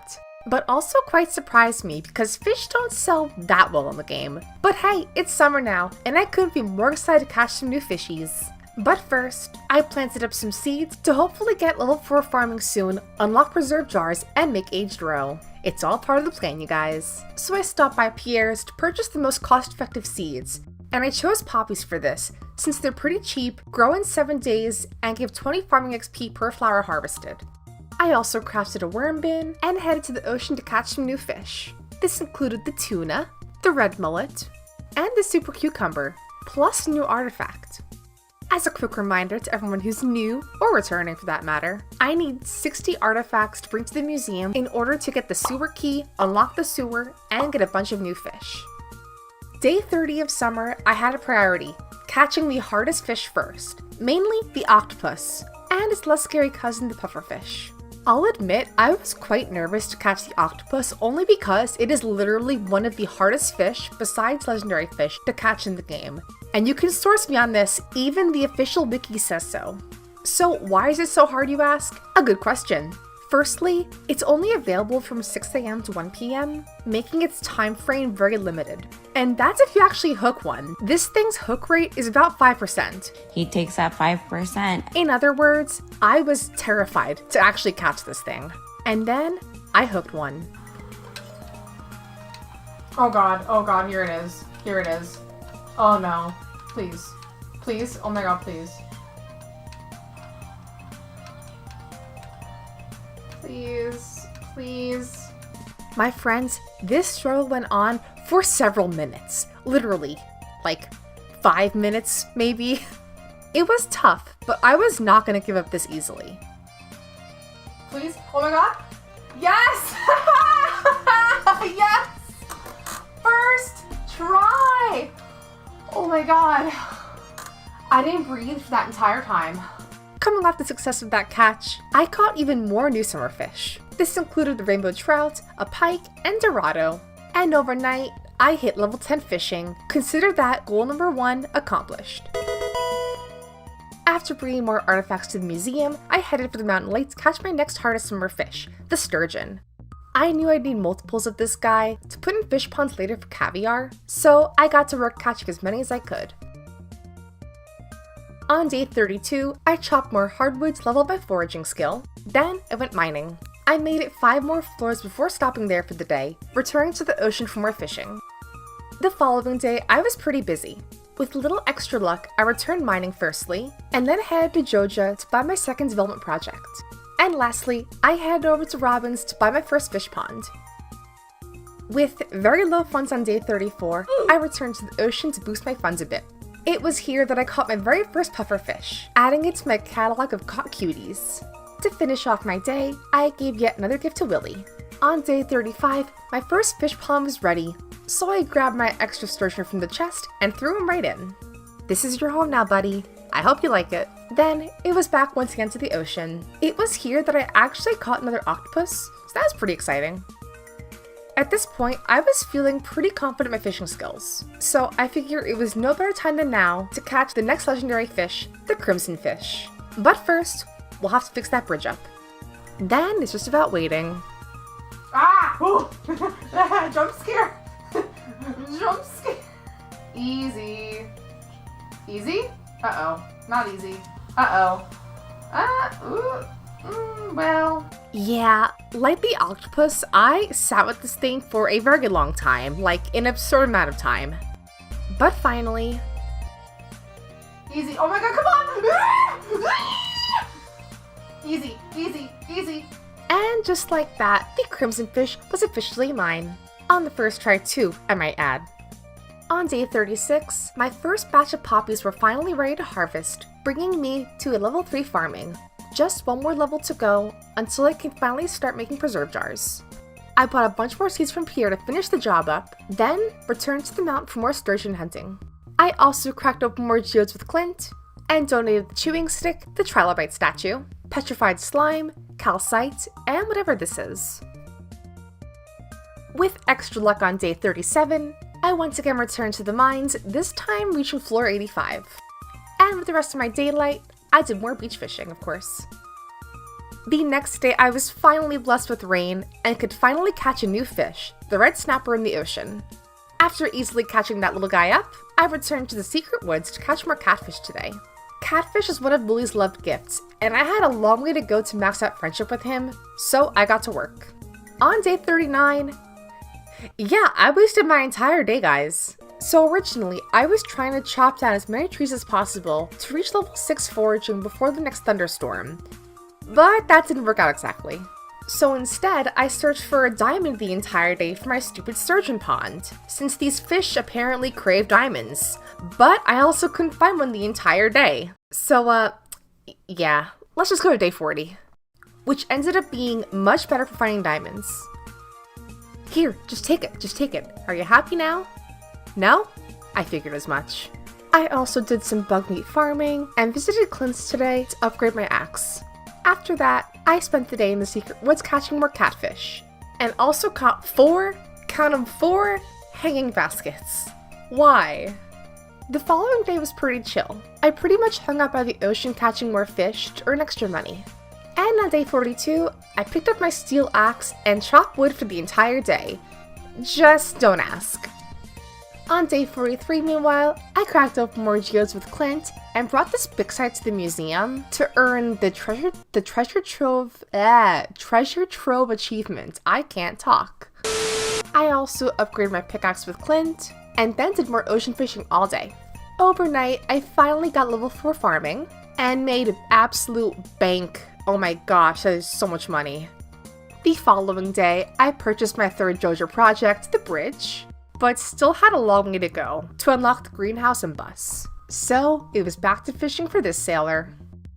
On day 45, I gave a yam to Linus, picked up my copper axe, and once again returned to the ocean for yet another exciting, thrilling, nail-biting fishing adventure.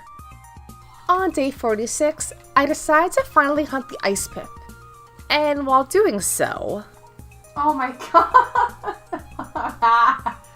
Oh my god, are you kidding me? Yep. Anyways, I pretty much sat by the floor 60 pond the entire morning trying to hook the ice pip, until finally, at 1 PM, I did so. Oh, here we go.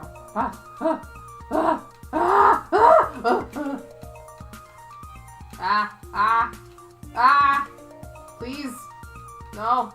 As is tradition at this point for my hard catches, I sat with this thing for minutes?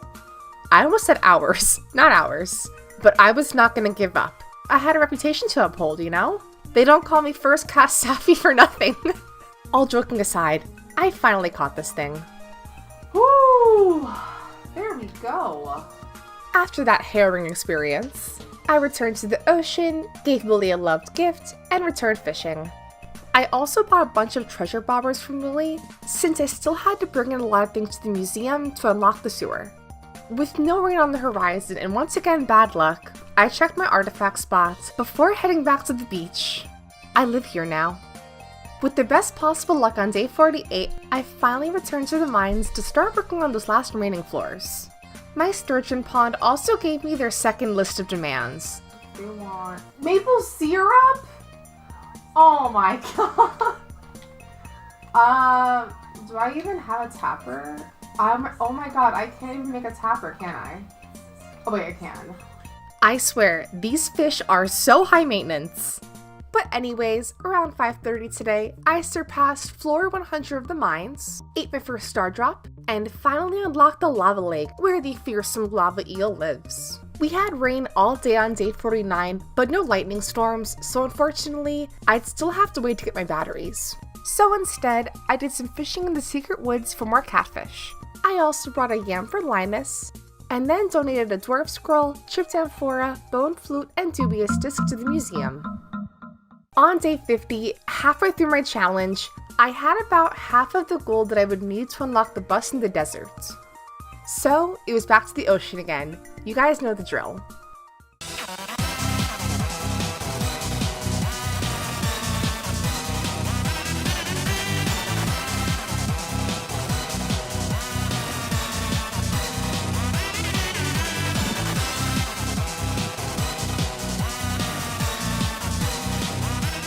Summer 24 was Willie's birthday, so I headed over to the beach to give him a diving before doing more fishing. This birthday gift for Willie also launched me to 6 hearts with him, and an achievement for a new friend. It also unlocked the best cutscene in the game, Crab Rave baby! And after a bit of fishing, I hit the 40,000 I would need to unlock the bus. Calico Desert, here I come. The next day was very exciting. Firstly, the desert was finally unlocked. And second, a thunderstorm was approaching, which meant I could finally get my batteries when it came time to eventually fix Willie's boat. After deforesting Calico Desert, I headed over to the pond to catch 2 new fish, the sandfish and scorpion carp. And in true Safi fashion, of course the scorpion carp was a monster to catch. Oh, this is the scorpion carp. Okay, oh boy. Oh, ooh, ooh, ooh, ooh, ooh, whoa, whoa, whoa, whoa, whoa, whoa, whoa, whoa, whoa, whoa, whoa, ah! Chill! Oh my god. Chill! No, this is so hard.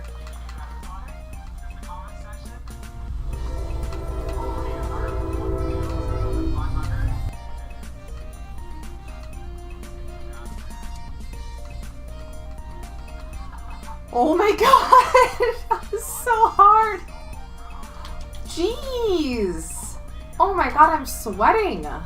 And after that, I returned to the mines to continue exploring further down, this time reaching floor 110. Only 10 more floors to go now. Overnight, I unlocked the recipe for lightning rods, and then crafted a bunch for the lightning storm. Then, back to the secret woods for more catfish hunting. And since I was already broke, I cracked open even more geodes with Clint and sent off my new findings to Gunther. Then I was broke. On day 55, I finally finished up the normal mine to obtain the skeleton key. I would need this to unlock Skull Cavern later. In the meanwhile, however, I still needed to earn 35,000 for the final JoJo project.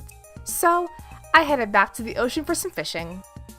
And here we are, the final day of summer, day 56. Today, I of course did more fishing before heading to the beach for the annual Dance of the Moonlight Jellies.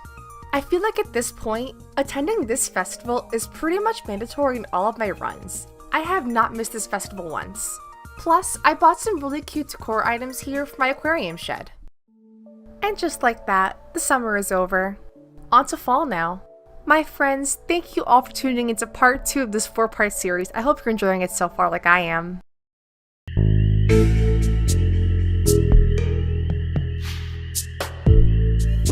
On the first day of fall, my first order of business was buying some pumpkin seeds and getting the farm ready for the fall crops.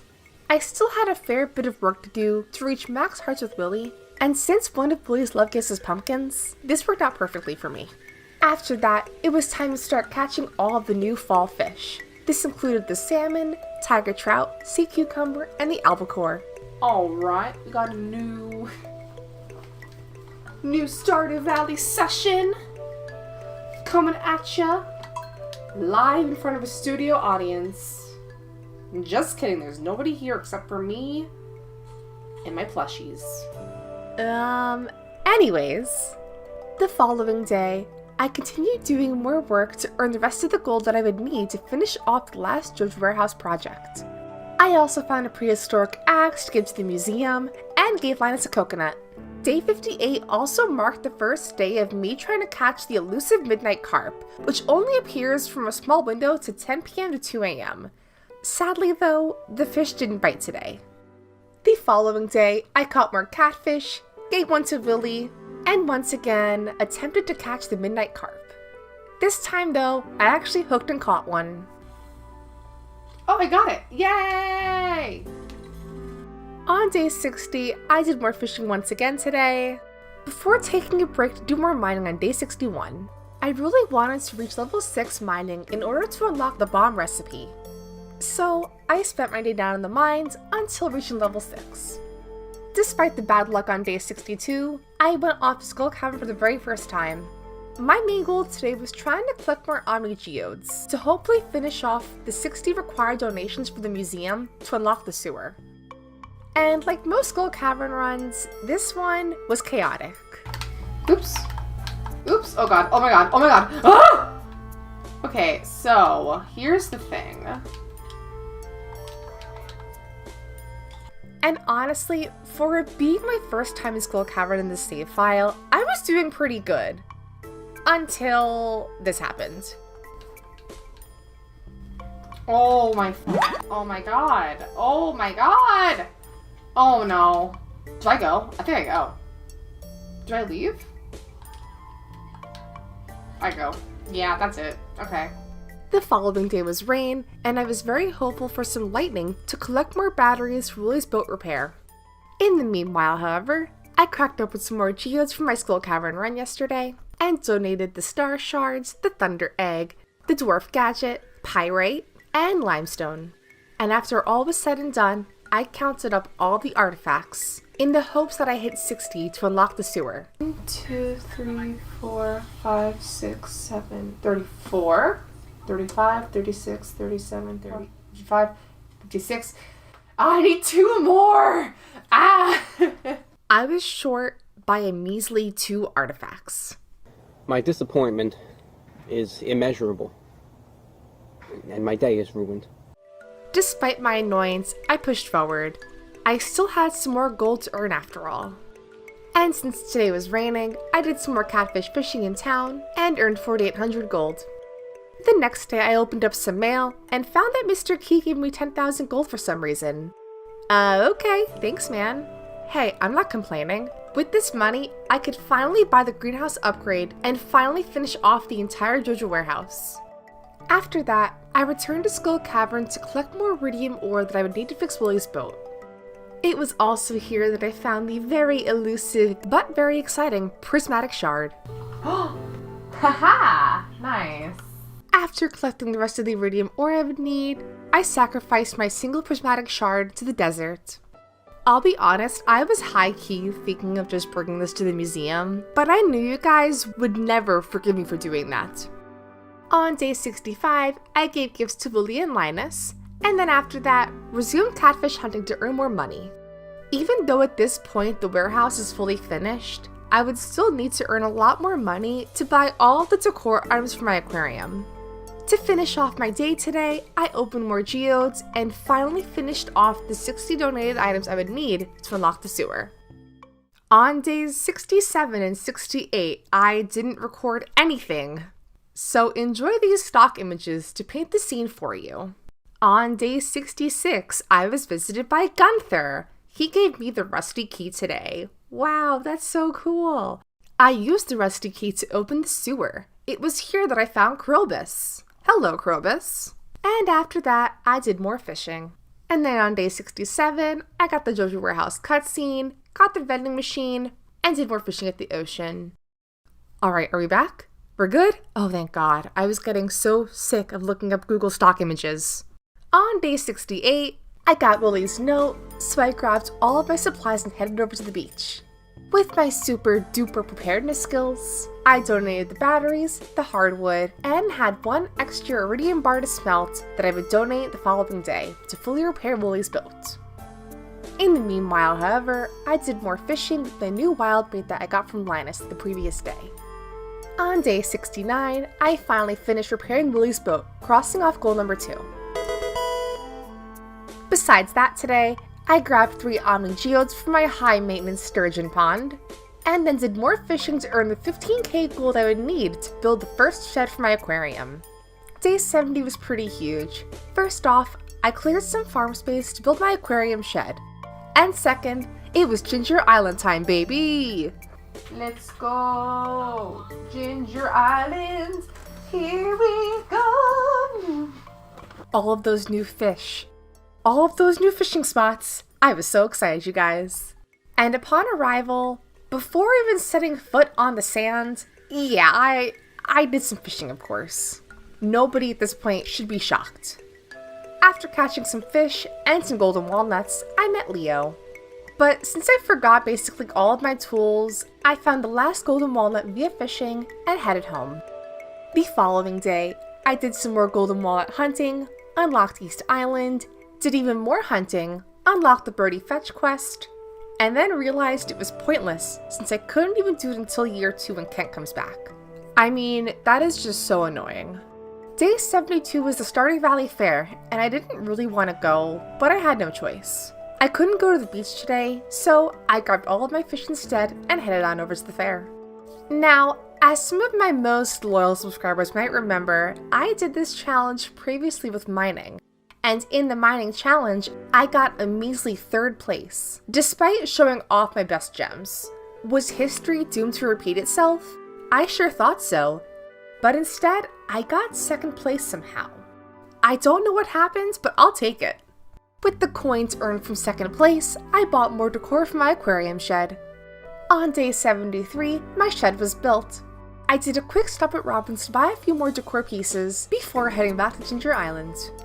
It was here that I did more walnut hunting, got a prismatic shard, and then reached the forge. On day 74, I freed Professor Snail, and then started working on finishing off his field office. I then did some night fishing, got another dinosaur egg, and then called it a night by simply passing out. On day 75, also marking 3/4 done with my challenge, I repaired the island house, and then brought more artifacts to Professor Snail. Here you go. After that, I took a break from Ginger Island stuff to finally start decorating my aquarium. On day 76, I finally decided to go for 2 rare fish from my collection, the mutant carp and the angler. And having already caught 2 legendary fish, I was feeling pretty confident today. Uh-oh, here it is. Uh-oh. Alright, I think this will be pretty easy, honestly. This is so easy. Oh my god, this isn't even a challenge! Oh my, how? Bro. Okay, well. That was quite easy, I will admit. Okay, but Stardew Valley experts, weigh in, because that was too easy. Like, that was a softball. I just don't understand. I thought this was a hard fish to catch, and it posed no threats. I just don't know if the angler is an easier fish to catch versus the other legendary fish, but yeah, that was pretty easy. Alright, and on to the mutant carp. Oh, here it is. Okay. Ooh, ooh. Okay. Okay. Okay. Okay. And there we have it. Cool. I guess I'm just good at fishing now. Or these 2 fish are just really easy to catch. But either way, we have 2 new fish under our belt and bringing us even closer to that Master Angler achievement. And since I caught both fish pretty easily today, I had a lot more time on my hands than I thought it would. It would cost 20k to upgrade my current aquarium shed, so I mostly focused on catching more fish to sell today. The following day, I returned to Ginger Island to continue my walnut hunting journey. The last fish to catch here was the stingray, which is only available in Pirates Cove via unlocking the resort, so I got to work. I also gave Willie a pumpkin today, unlocking the best friends achievement and officially crossing off goal number 3. To finish off my day, I found the mummified bat and finished the cave memory puzzle, but I'll admit that was a challenge at first.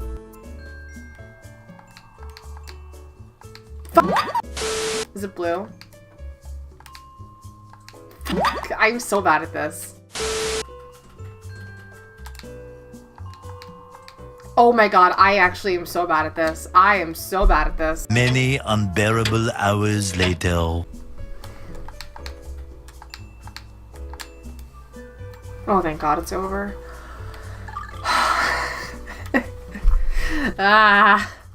The following day, I woke up on Ginger Island and did more walnut hunting. I found a couple more walnuts from the volcano mines, and brought in more artifacts to Snail today as well. The next day, however, I wanted a challenge, and challenge I did get. Today, my friends, would be the hunt for the dreaded lava eel. This thing, like the octopus, is very hard to catch. It has an abysmal hook rate, and if you do get to hook it, usually this happens. Oh god, here it is. Oh boy, oh no. Ooh, okay, oh. No, oh boy, no! Catching one of these things is like trying to go through all 5 stages of grief at one time. That is to say, it's messy. Legendary fish who? Oh god. No. Okay. But seriously, why was this fish so much more harder to catch than the angler and mutant carp? I just don't understand. Okay. Okay. Oh, come on, please. No, please. Ah, yes. Ah. It is mine. Day 80, meanwhile, was pretty chill. I mostly explored Ginger Island the entire day, trying to find more golden walnuts. On day 81, I cracked open my first golden coconut to get a walnut, fed my sturgeon a nautilus shell, and then did more ocean fishing to earn extra money to upgrade my aquarium shed. The next day was pretty similar. Since I had already caught all of the fall fish required for this season, I was pretty much passively fishing to earn more income until winter. And then overnight, I got the owl statue, our favorite friend Mr. Owl. Nice. And on my last day of fall, I did more fishing on Ginger Island to afford the last shed upgrade. And on to winter we go.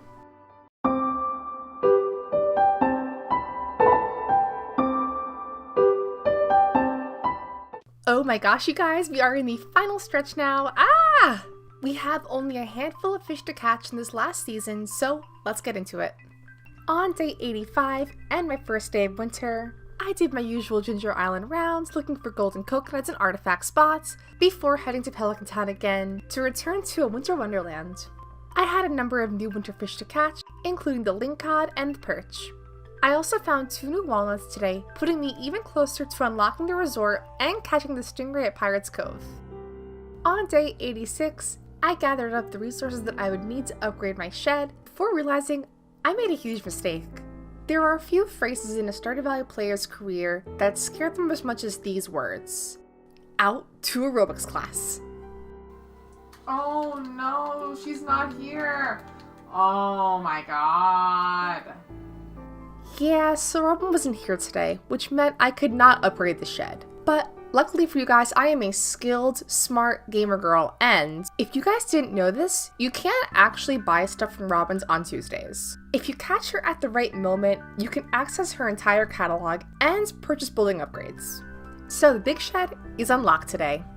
Besides that, I also finally unlocked the Dark Talisman quest. This was necessary to catch some fish in the sewer and the witch's lair. And the following day, I did just that. I ventured to the mutant bug lair to catch the slime jack, and then try to fish up the void salmon literally all day before realizing I was in the wrong place. Wait, this is the mutant bug lair. This isn't the witch's swamp. I'm actually a fucking idiot. I'm actually an idiot. This is the mutant bug lair. This isn't even the witch's swamp. Alright, a bit of this, a bit of that, and here we are. On day 88, my aquarium shed was upgraded to the larger size, which was very exciting. but also a little intimidating. I wasn't even sure I'd be able to fit every single fish into the aquarium, so I started off decorating by showcasing all of my rare fish first. I then spent pretty much the entire day decorating my aquarium shed, and I was stoked because it was looking so adorable so far. Still needing to catch the stingray in Pirate's Cove, I returned to Ginger Island to continue looking for enough walnuts to unlock it, but no luck so far. So, I spent the rest of day 89 fishing to earn extra money for some decor items. The next day, meanwhile, was a different story.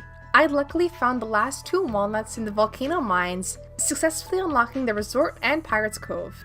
And on my first cast, the stingray was mine. Only 5 fish remain now. This would include the glacier fish, the blobfish, the midnight squid, the normal squid, and the spookfish. This should be pretty easy, right? The next day, I decided to start off by catching the squid. This guy is found in the ocean at night, but for some reason, this thing took me a while to catch. I just couldn't hook it for some reason. But eventually, the squid was mine. Only 4 fish remain now. My aquarium shed was looking pretty good so far, but I still had a lot of work ahead of me. I also found this really weird glitch in the game where I kept adding wallpaper and floorings, but the next day, they would just disappear. I don't know what happened there, but it was very weird. On day 92, I intended to keep working on my aquarium shed today, but it also happened to be the Festival of Ice. So I guess we're gonna do that today instead. I didn't really want to, but alright. Look, at least we actually won the thing. I mean, how embarrassing would it have been to do a fishing challenge and not win the Festival of Ice? Plus, I got some really useful hooks and magnets that I'm never going to use in this challenge, so thanks, Lewis. The following day, I got to work on my aquarium shed again and was making pretty steady progress so far. But I also kind of struggled because no matter how much I tried, I could not make this thing symmetrical for the life of me. It's like, how hard is it to make things symmetrical? First it was Animal Crossing, now it's Stardew Valley. I just can't escape from it, you guys. But I did my best, and I also added a lot of new fish to my aquarium today, so that was super exciting. Is it cute? I'll leave that for you guys to judge. On day 94, with only a couple of days left of my challenge, I decided to pursue my last legendary fish, the glacier fish. I didn't do too much prep for this catch, except for crafting a couple of trap bobbers. So, will this fish be as easy to catch as the mutant carp or the angler? Let's find out. Last legendary fishy. Last legendary fishy. Oh god, that was quick. Ooh, ting tang, a wanna wing bang. Stop. Okay, Come on. Airports? We're not going to the airports. Yeah, you are. I'm gonna lose this. But they call me First Catch Safi. Come on! They do not call you that. Yes, they do. They call me First Catch Safi. It must be on the first cast. Come on! Oh my god. Ugh. Oh, come on. Come on! Oh no. Oh no. Wait. Oh. Come on, man. Do you see this? Nor. No! Oh my god. I've been here forever. No. Days, weeks, months. Wait. Here we go. First cast Safi. I'm first cast Safi. Let's go. Well, after a couple of music numbers and some babbling nonsense, I caught the glacier fish. Only 3 fish to go now. Basically, all I had left in this challenge were catching 3 fish and finishing the aquarium. But my friends, these 3 fish are very unique. They're only caught from a very small window and happen to be my favorite event in the entire game. My loyal subscribers, it's time for the night market.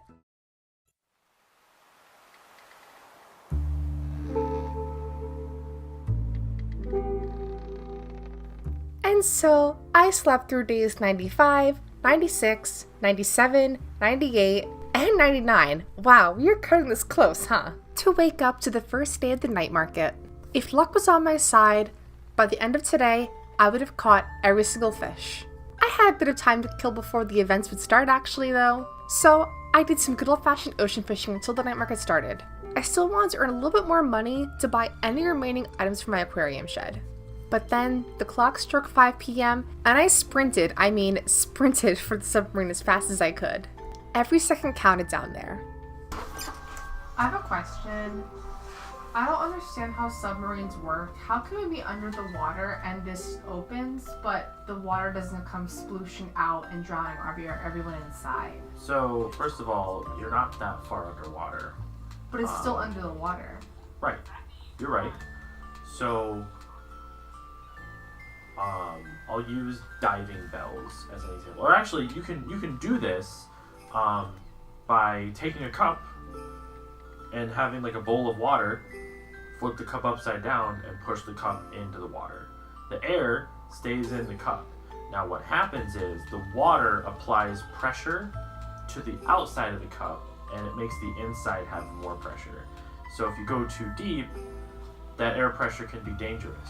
But the thing about submarines is they're made of metal, so they're strong, and they're like motorized and shit, and they're heavy, so they can sink really far to all the way to the bottom and open it up. And if the water pressure's low enough, it stays like this. You lost me. It's fine. The answer is don't worry about it. Oh, here's Blobby. This has to be Blobby. Little blobus.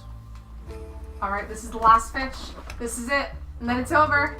Oh my god. Ah!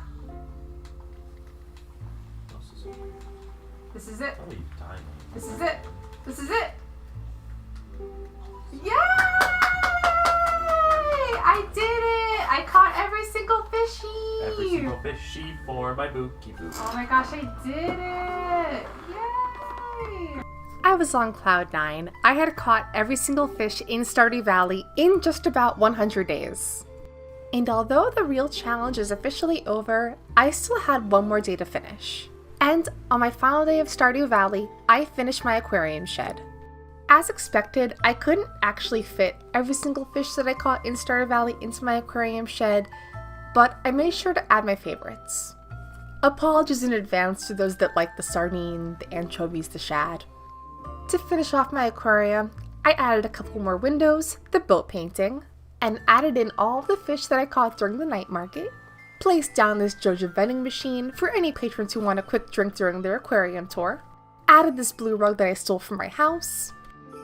Changed the flooring to a nice tile. And added some lampposts for maximum lighting.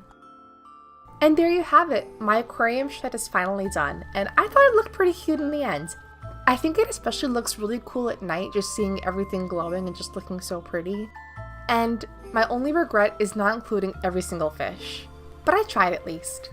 And there you have it, my entire year in Stardew Valley as a fisher is finally done. All of my goals accomplished successfully. My friends, thank you all for watching today.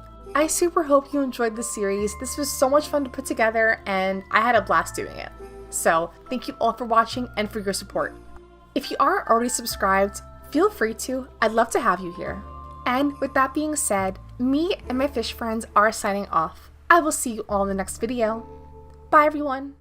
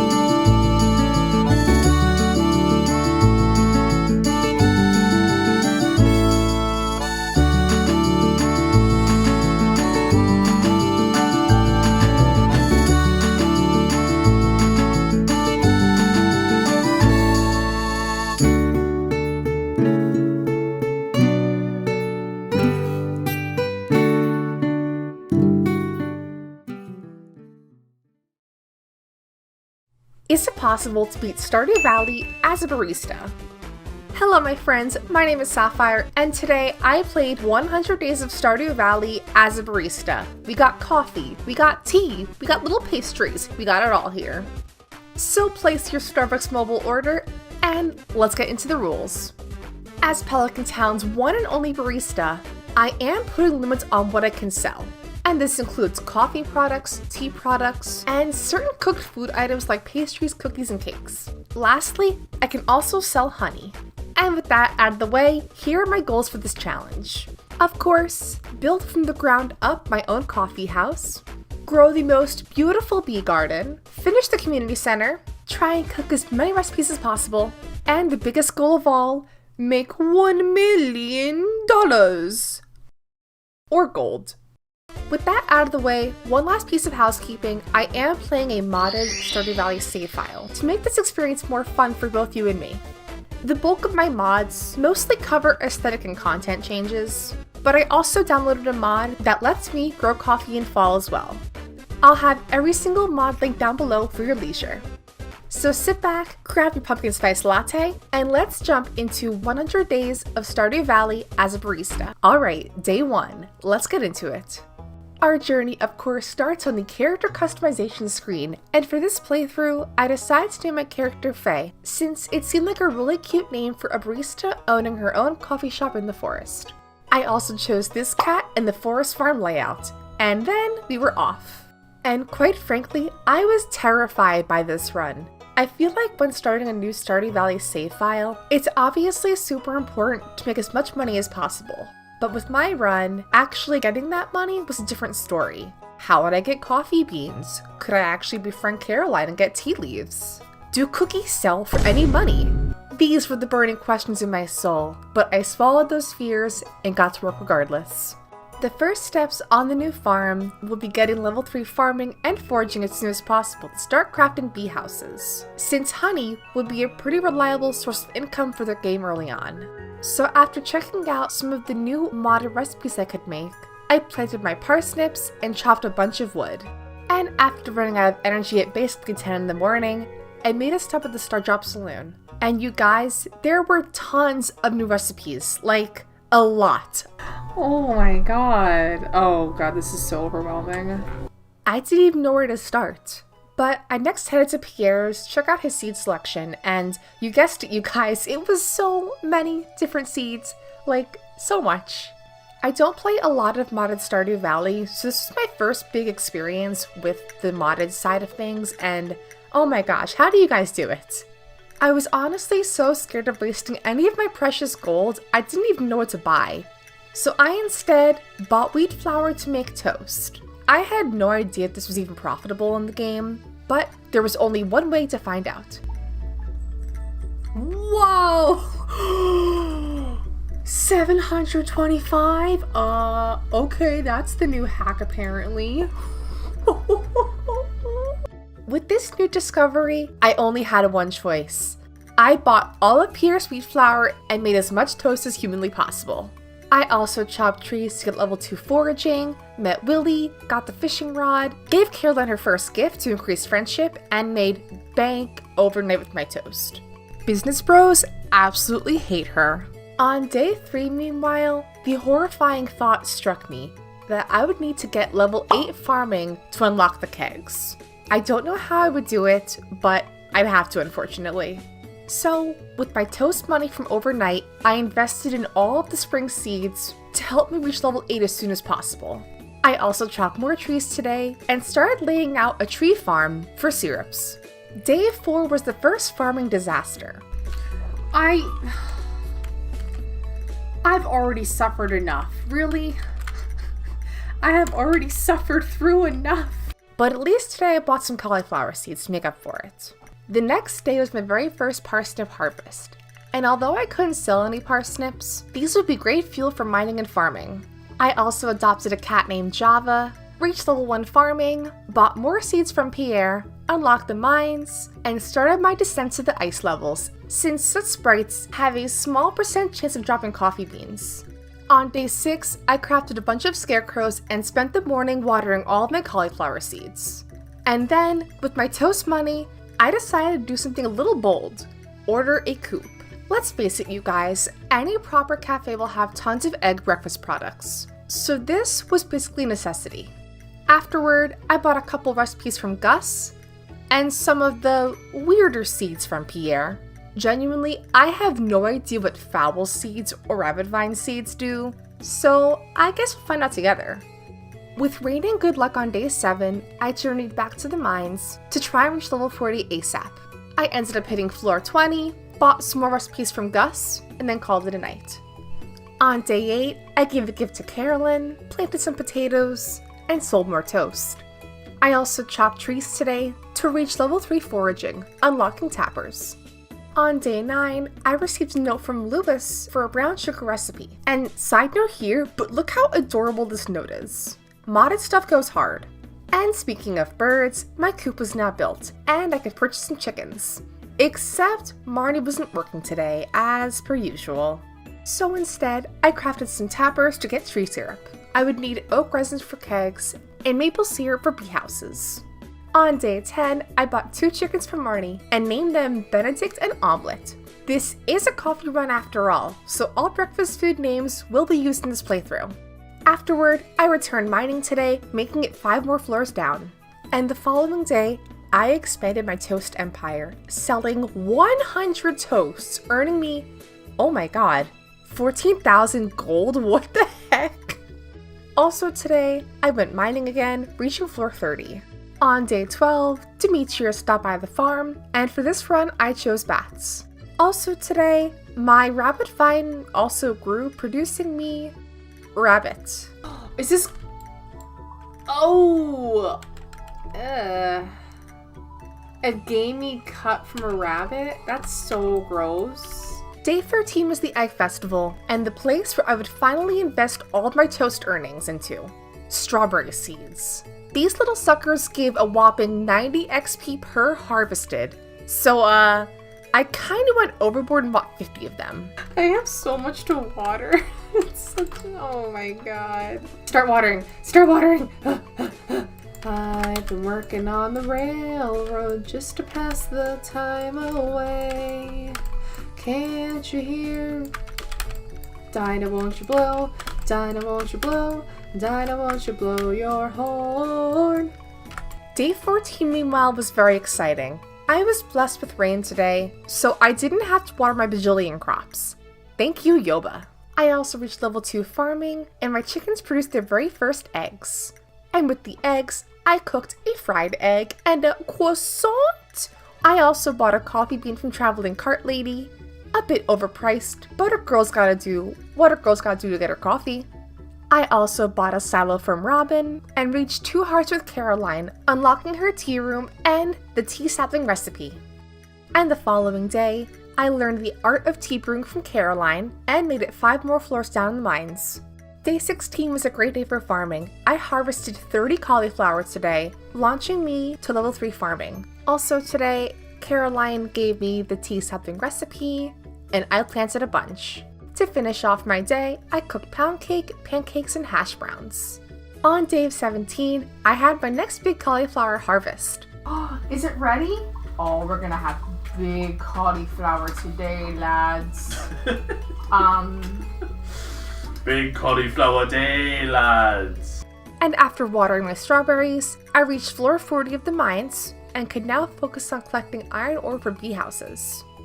And on day 18, my first maple syrups were finally ready, which was perfect timing since I could start crafting bee houses now. I also bought more seeds from Pierre, and then cooked more toast, croissants, and pound cake. The next day, meanwhile, was a big spending day. Today, I finally bought a barn from Robin's to start getting milk and cheese products, and I also visited Pierre's to buy some modded seeds, including chamomile and roast nuts. And overnight, I earned the Cowpoke achievement, which was kind of crazy to me. Who knew selling toast and pound cake was so profitable? With the money I had left over, I bought 2 more chickens and named them Quiche and Waffle. And to finish off my day, I planted 10 new tea sapling plants. And to my surprise overnight, I hit level 5 farming. I also had my first big strawberry harvest, and then did more mining. And on day 22, my first jars of honey were ready to sell. Today was mostly a chill day of cooking some desserts, doing farm organization, and getting ready for the next season.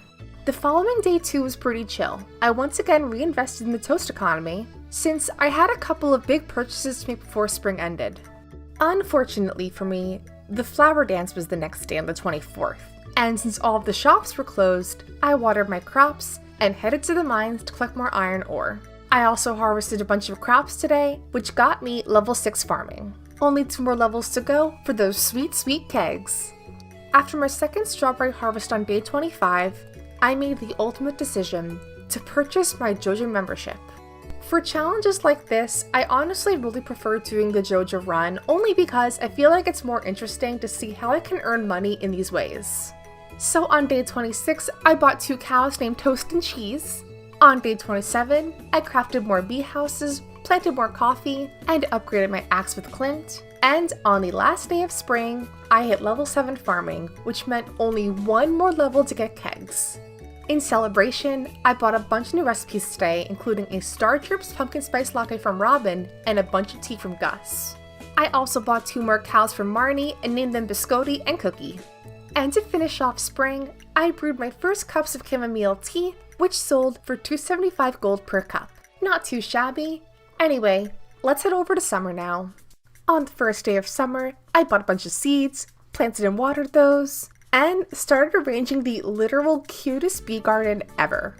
I chose poppies for my first bee garden because poppy honey sells for a lot of money. I also sold some pound cake today, and started to prep my farm for the area that would hopefully become my cute cafe tea barista shed building. On day 31, I watered my crops, collected my eggs, and milked my cows for the first time. I also started working on supplies to start making cheese presses. Admittedly, the next few days were actually pretty quiet. At this point in the playthrough, I was basically at the mercy of trying to get level 8 farming to make any sort of serious progress. So, I watered my crops, took care of my animals, and cooked more pound cake and toast on days 32 and 33. On day 34, I built the area for my keg production, but I would just need level 8 farming now. On day 35, I had a bunch of new flowers and coffee beans to harvest, and I wasn't exactly sure of the benefits of these modded flowers, so I just stored them in chests for now. I also bought even more recipes from Gus, and invested back in the beloved Stardew toast economy. And then on days 36, 37, 38, and partly 39, I was getting pretty impatient. I was harvesting coffee beans every single day, but it didn't seem like I was getting close to level 8 farming at all. Now, could I have harvested my poppies for extra experience points? Most definitely, but I would never sacrifice aesthetics for anything else in the world. Thank you very much. I also attended the luau today to buy some decor for my coffee shop, and then knocked the socks off the governor with my Gold Star Strawberry Edition. But on day 41, my patience finally tested me, and I couldn't take it any longer. I harvested my poppies, and you know what happened? I didn't even hit level 8. There's no way. All of my poppies. Oh no. And by day 42, I was freaking out so much that I actually downloaded an experience bar mod just to show me how close I was to getting level 8 farming. And just to set the scene for a little bit, I was playing the game at like 1 in the morning. I was honestly, it was a low point for me. Like in American Horror Story, Coven, when Misty Day repeats her personal purgatory and it's her just like cutting open a frog. This is my personal purgatory. Just me trying to level up in farming, and every day it doesn't happen. I'm nervous. I guess we're gonna find out how close we are to hitting level 8. Perhaps this could be it. Perhaps we're close. Oh. I guess we are close, huh? It's definitely moving. It's just moving slowly. I wonder if I do this one poppy, if it'll go to level 8. If I take this one poppy. No. It didn't. There was no point.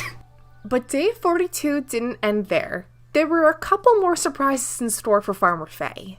Also today, I decided to stop by Clint's shop, and my eyes could not believe what I saw. Less time than me, though he wrote an entire Coal seeds? What the hell are coal seeds? I have no idea what coal seeds are, but I was immediately fascinated by it. For once, Clint, you did good. I also bought minecarts today for fast travel and a backpack upgrade from Pierre. On day 43, I finally hit level 8 farming, and I should be more excited, but after that emotional roller coaster, I'm just relieved. And by day 44, it was keg time. I made 13 kegs off the bat, also earning me the DIY achievement. And to my delight, coffee in kegs brews super quickly. We love that. Farmer Faye's coffee shop is now open for business. I made a bunch of coffee variants including a Stardew Cafe Misto, a cappuccino, and triple shot espresso. My main goal right now is to still finish every single community project that Joja had available. So next, my main goal was saving up money for the greenhouse. And on day 46, I continued down into the mines and just barely hit floor 60 before the day ended. And the following day, I didn't do much. At least according to my notes I have. So, let's go on day 48, I guess? And overnight, I earned a bunch of money, but I forgot to buy the greenhouse from Joja, so I instead headed to the mines again, reaching floor 70. On day 49, I did my usual chores, crafted another bee house, and then again, just barely hit floor 80 of the mines. I also bought the greenhouse today to further expand my coffee bean empire. And just like that, we're at day 50. Whoa, we're halfway there, wow! Living on the farm. I'm sorry. Day 50 was actually pretty exciting because today I could finally harvest all of my tea leaves. And with my expert planning, I harvested 15. I also crafted a bunch of new teas today including oolong, white tea, lavender milk tea, black tea, and breakfast tea. As a side note, recently in real life, I actually just got into brewing tea again, and I bought some blueberry tea, and just look at this packaging, you guys. I have to just talk about it for a minute because are you freaking kidding me? A bear going white water rafting on a blueberry river? It is perfection. Okay, anyways, rant over. Day 51 now. And today, I bought an almond tree sapling from Pierre, and more lavender and blue mist flowers to grow in the greenhouse. I also focused most of today on organizing the greenhouse space. And on day 52, I made some more kegs, worked on the greenhouse, and brewed a bunch of tea, coffee, and baked goods, earning me a whopping 14,000 gold overnight. And with this new barista money in tow, I decided to start working on the next big project for the farm, my coffee shop. So today, I chopped a ton of wood and bought a shed from Robin. And while day 54 was pretty chill for the farm, on day 55, I hit level 6 foraging and crafted a bunch of lightning rods for the next thunderstorm. But unfortunately for me, the highly sought after thunder for batteries would not be on my side. But more on this later. And on the last day of summer, I was getting pretty excited for my new cafe spot. So I added a couple new aesthetic mods to the folder to make the shed look super pretty inside and out. And you guys, I was getting so excited because just look how freaking cute this is. Ah! But anyways, it is time for fall now. And the first day of fall was a pretty busy one at that. I bought a bunch of pumpkin seeds today to make the fan favorite pumpkin spice lattes. And on day 59, I built more sprinklers, kegs, and dipped my toe back into the toast economy. My next big goal was unlocking the desert next, so I'd have to earn that 40k fast. And by day 60, I was doing pretty good so far, only 10k more to go. I also started working on crafting random stuff to unlock the artisan achievement and the trucker hat with hat mouse, since this hat seemed like the closest I could get to a barista Starbucks visor thingy.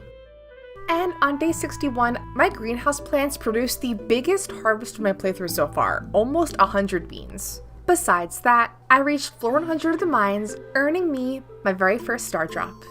On day 62, I earned the Homesteader achievement, and on day 63, I finished off the rest of the mines. I also smelted some copper ore to do a pickaxe upgrade with Clint. And on day 64, Farmer Faye finally visited the Calico Desert. While here, I also bought some items for the cafe, including this cute rug, and the sun tea and Stardew's coconut milk latte recipes. The next few days, meanwhile, were pretty mundane. I mostly focused on my daily coffee and tea brewing, and started gathering resources to fix Willie's boat eventually. Meanwhile, on day 67, I really wanted to focus on making my own sugar for the farm, and for that, I would need beets and a mill. But oddly enough, to purchase the mill from Robin, I'd need 4 cloth. So, to the skill-covered mines we go. And luckily for me, I got all the cloth that I would need for my very own mill. And since I got 10,000 gold from Mr. Chi, I went straight to Joja to buy panning. The following day, I once again headed to Skull Cavern and then got literally 2 back-to-back useless treasure chest floors. Like literally, name an item worse than any of these. I'll wait. And on day 70, I murdered Sebastian. Sorry. With the Stardew Valley Fair happening tomorrow, I did much of my prep work today for it. We also had our very first pumpkin harvest, so I got to brew a bunch of pumpkin spice lattes for the season. And of course, day 72 was the fair, and I was very proud to display all of my coffee and cafe treats. And to my surprise and delight, I got second place. I used the star tokens to buy some decor for the coffee shop, and I also did a little bit of gambling to earn me the really adorable Ghibli-inspired scarecrow for the shop. The following day, I was very happy to find that I actually got all of the remaining gold I would need to finish off Joja Warehouse. When I first started this challenge, I was very nervous about making enough money, but it seems to have paid off. And on day 74, I truly understood the power of the mill. 27 sugar? Are you kidding me? Okay, legitimate question here. Has anybody actually used the mill in this game? Because you know what? This is pretty game-changing. And at day 75 and 3/4 done with this challenge, I upgraded my barn and got the Joja cutscene. And with this, the following day, I got Willie's note, which meant fixing the boat and doing Ginger Island. But at this point, I didn't have any thunderstorms. And if you were here for my hat challenge, you would know how nightmarish it is to get batteries in this game sometimes. But don't fret, my loyal subscribers, I have a plan. With my new big barn on day 77, I bought 4 new cows, naming them Nutmeg, Cinnamon, Ginger, and Murray, because my friend Ava told me to. With winter just around the corner, I also started planting more coffee beans in the greenhouse. And also today, the traveling cart lady was selling duck mayonnaise, which I promptly bought. If you know, you know. Perhaps our pal Pinky Lemon here would be our barista worker. Day 78, meanwhile, was pretty exciting because today marked the first day of tea leaf season. And today, I got a whopping 30 tea leaves. And that'd be 30 leaves every single day. That's a lot of tea. And the following day, I brewed more tea and coffee and started working on gathering all of the stuff to fix Willie's boat, including smelting iridium and gathering hardwood. On day 80, I upgraded my axe with Clint.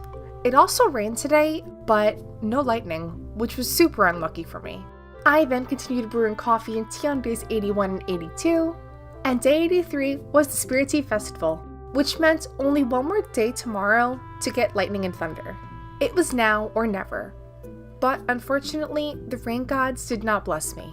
So, how could I possibly reach Ginger Island now? Certainly, I would not dare attempt to try what I did for my hat challenge, which was painstakingly trying to grind iridium bats to drop batteries. Oh no, I had a much easier solution this time, guys. Albeit a little cheeky, that involved selling all of my chickens and buying a new one named 787. So this is the item spawn glitch, and this is a pretty fun glitch that Concerned Ape never patched out. Basically how it works is you buy a chicken, a cow, whatever you want, and name it a string of numbers that assigns to a specific item in the game. So for instance, 787 is batteries. When a character, for instance Marnie, says that person's name, it'll spawn the item in your inventory. So I spent the entire day today going back and forth, selling each chicken and buying a new one every single time to get 5 batteries. But eventually, they were mine, and you know what? I don't regret it, you guys. And on the last day of fall, oh would you look at that, Willie's boat is fixed. Day 85, the first day of winter. And to my surprise, the mods I installed also came with new winter seeds to plant, including mint seeds that George gave me. But seeds aside, we had more pressing matters to attend to. Ginger Island. It was here I found my first walnut, met Leo, and found a bunch more walnuts. My main goal here was to try and unlock the island trader and resort for new recipes. The following day, I planted more mint seeds, unlocked West Island, and then got the owl statue overnight. This would make for the cutest decoration for my cafe. Besides that, I mostly focused on trying to earn more money for the catalog, which was a whopping 200,000 gold, plus having to upgrade the farmhouse for 10,000. I don't know why I thought the catalog was like only 100,000 gold, but this was a shock to me. And with the lack of coffee seeds and tea products that I could sell during this period, I may have dipped back into the toast economy. Just a little, a smidge, the tiniest crumb of toast. The following day, I brewed my first cups of mint tea and upgraded the farmhouse. The mint tea saplings only grow in 4 days, so it's actually pretty profitable to grow this during winter because I earned over 12k gold. Not too bad. At this point, I pretty much abandoned Ginger Island, which was so funny because I was focusing so hard on trying to unlock it in the first place, but oh well. I was nearly finished with my challenge, and at this point, I cared more about decorating than anything else. So, for the remainder of my days, I sold coffee and toast, and bought both the furniture and wallpaper catalogs. It was also here that I totally forgot that I installed a mod to make cheese tea, which I was just so frustrated at that I forgot this, but I literally brewed my first cups of cheese tea on like the last day of this challenge. But you know what? It's okay. And then, last but not least, the very last thing in our challenge is to, of course, decorate our adorable coffee barista shop. I spent about 2 whole days on this build, and I thought it turned out so cute. I was especially trying to make it look super rustic and cottagecore and just make it look adorable in a little forest.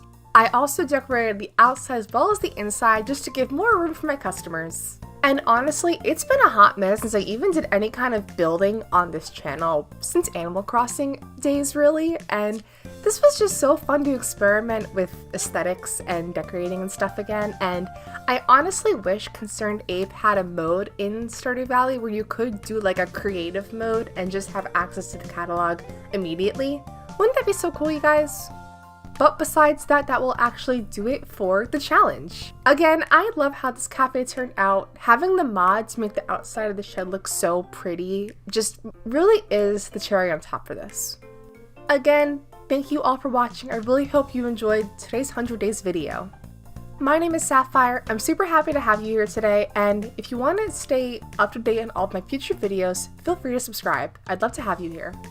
We also have memberships for the channel available, so if you want to learn more about perks, click join below.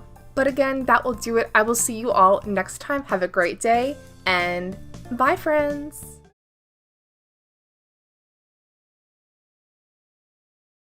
Over the next year, I studied the arcane truths, mastered the 7 elementals, became a mediary for the physical and the ethereal.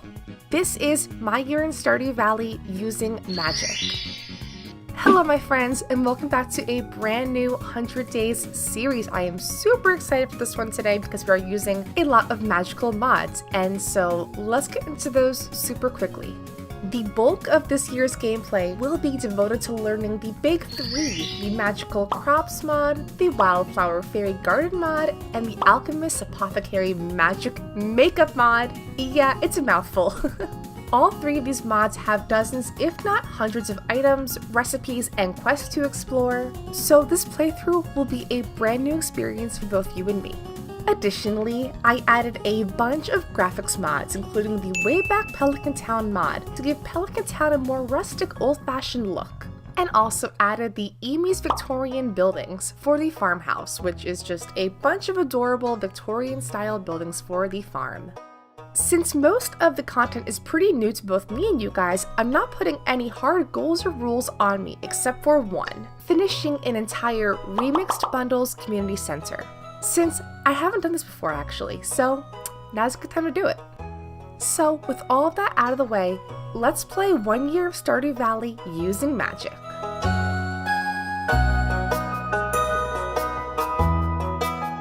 Like all of our playthroughs, I started off on the character customization screen, where I unintentionally themed my entire farm around Stevie Nicks. But you know what? I'm so here for it. After some very careful consideration of Stevie's outfit, we were finally off, where it didn't take us very long at all to find our very first magical object, a literal crystal ball that makes cosmetics. I mean, is this the peak? Because this is amazing.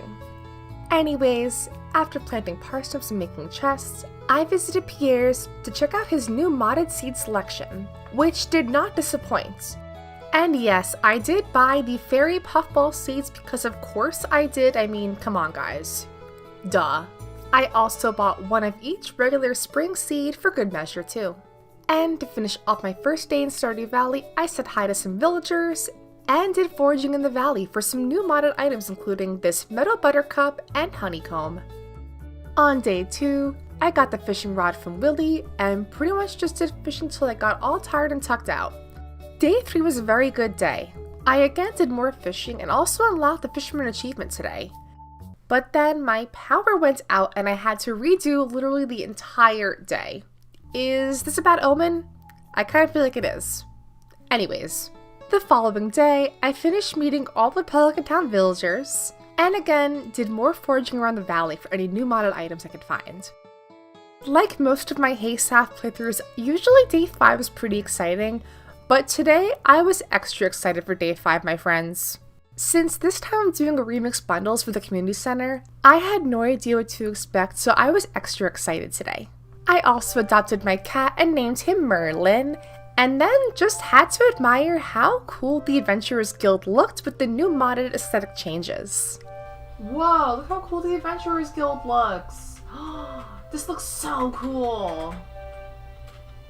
After that, I went mining, picked up some goodies along the way, and at the end of the day, reached floor 10.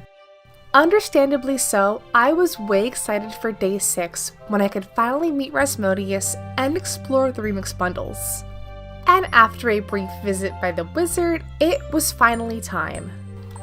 Spring foraging, sticky! It's the sticky bundle! So yeah, it honestly wasn't too bad. Instead of the construction bundle, we now get the sticky bundle. And to my surprise and delight, the fish tank pretty much stayed the same for now, while the pantry was a little bit more different.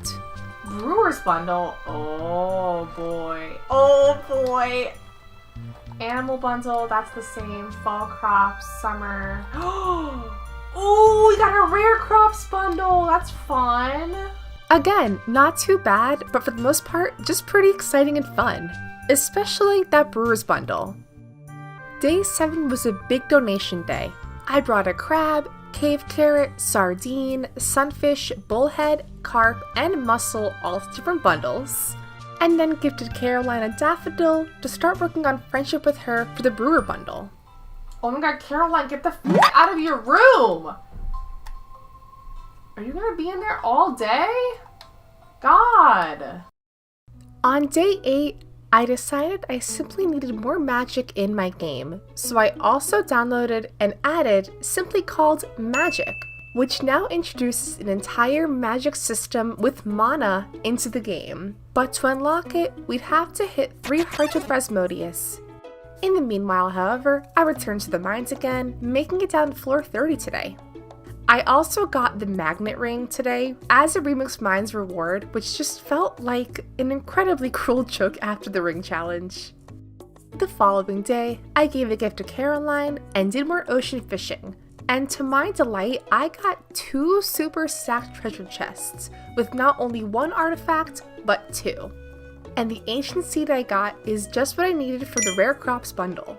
But like clockwork, the following day, I got a note from Rasmodius requesting an ancient fruit, and I had a feeling this quest was related to magic. And speaking of magic, I also found a brand new forageable today called Dawn's Trumpet, which just sounded so cute to me. Anyways, I also returned to the mines today, found a glow ring, and then made it to the ice levels. And on day 11, I finally had my first taste of magic, crafting the crystal ball. I'm so excited. Ah! Oh my god. Okay, how does it work? How does it work? What do I do? Requires 1 clay. Oh my god. Wait. Oh, what the heck is this? Oh my god, I don't... And as it turns out, that Amethyst produced us our first makeup item, a midnight lipstick, which is just so cute. I love it. But back to bundles for a minute. I also caught a catfish for the riverfish bundle, bought a duck egg and shrimp, and then finished off the crab pot and nightfish bundles. This also unlocked the boiler room and bulletin boards, and 3 new bundles for us. The Treasure Hunters bundle featuring a ton of gems, the Home Cooked bundle, and the Engineers bundle, which required iridium ore and batteries, which would usually upset me, but as we recall earlier, Traveling Cart Lady was selling batteries. So let's go get that. Oh, you have got to be kidding. In better news, the Egg Festival was today, and I decided to invest heavy in strawberries. And the following day, I returned mining again and also finished off the Spring Crops bundle today. And then on day 15, I made a new lipstick, and then reached floor 60 of the mines, and then brought in an aquamarine and winter root to bundles. I did the usual morning chores before once again mining, where I also got a diamond to finish off the Treasure Hunter bundle in the boiler room. And then overnight... Oh, no way! Oh my god! Oh my god, this is so exciting! Oh my god! Ah! Yes! Slay! Queen! That's right, we got the crop fairy. And yeah, Miss Girl really did the most for me today. She not only fully grew my ancient fruit seed, which normally takes an entire month in-game to fully grow, but virtually all of my strawberries too. Then, on top of that, I also got a note from Rasmodius today seeking help studying rare seeds. Well, okay. During this cutscene, Rasmodius explained that my farm contains magical properties for growing these really rare seeds, and then gave me king parsnip seeds. Excuse me? And then to finish off the day, I brought in my one and only ancient fruit to finish off the rare fruit bundle. With the money earned overnight from my big crop harvest, I decided on day 18 to buy my first coop. And yes, in case you were wondering, the farm buildings are just as cute as the main farmhouse. Thank God for that. And then after that, it was back to the mines for me because you guys know me by now, I love the mines, I cannot stay away. The following day, I did some quests for villagers, gave gifts to Caroline and the wizard, and then reached floor 80 of the mines. On day 20, I upgraded my axe with Clint, reached 2 hearts with Caroline, and then collected more iron and copper. This is truly the Sapphy busy era. The following day, I ordered a silo from Robin, again with the most adorable mod design, and also found some new foraging in the forest. Whoa, what is this? Moon Gold apricot? That's so cute. Looks like a giant butt. And then on day 22, I got my king parsnip, which just looked so freaking cool. A kingly parsnip. Legend says they are grown from parsnips enchanted by the Parsnip King. Well, pack it up, folks. That's it. Day 23 was just the usual routine. Meanwhile, on day 24, I could finally buy chickens from Marnie after she was closed for literally the entire month. Oh, the festival's being set up? So I can't buy chickens from Marnie today? Okay. Okay, on day 25, I bought my chickens from Marnie. I also finally brought in my ancient fruit to the wizard to finish off a magic modded quest, and then got these blink fruit seeds to try growing on the farm instead. And they certainly grew alright. Very, very strange. I also bought a barn from Robin today, and also lucked out quite nicely with Traveling Cart. Hopefully this is just gonna sell red cabbage, because I really need that. Cheese? Ooh! Oh! The next day was usual stuff, and on the last day of spring, day 28, I set up sprinklers for the next season, bought this pufferfish from Traveling Cart Lady, and then finished off the Geologist bundle. Also, in case you were wondering about the weird portal ancient fruit crop, This crop basically grows at random chance each day, so yeah, we'll have to keep an eye on that one. But for now, let's head over to summer.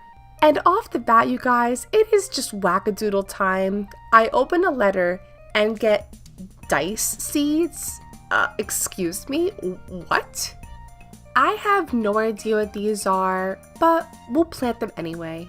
And after that, day 1 of summer was just the usual Farmer Sapphire antics. And then on day 30, Stevie graduated from regular farmer to full-fledged witch. So this is the Magic Mana mod, and there is just so much to unpack here. Our main magic hub is actually at Pierre's because we're going to use the altar of Yoba for all of our magic. And as we use the altar more and learn more spells, we can use the altar to upgrade our magic. The first step though was to learn more spells, and we do this through Analyze. Whoa! Shadow Wizard Money Game. Oh! I learned a spell! Water! So if I like do Q3, oh my god, no way! I made it iridium quality? Oh, bro, that's the cheat code, are you kidding me? To quote Rumpelstiltskin from Once Upon a Time, magic comes with a price, and for all spells, there is a cost. For example, the enchant spell, which raises the quality of an item, it does cost money to do.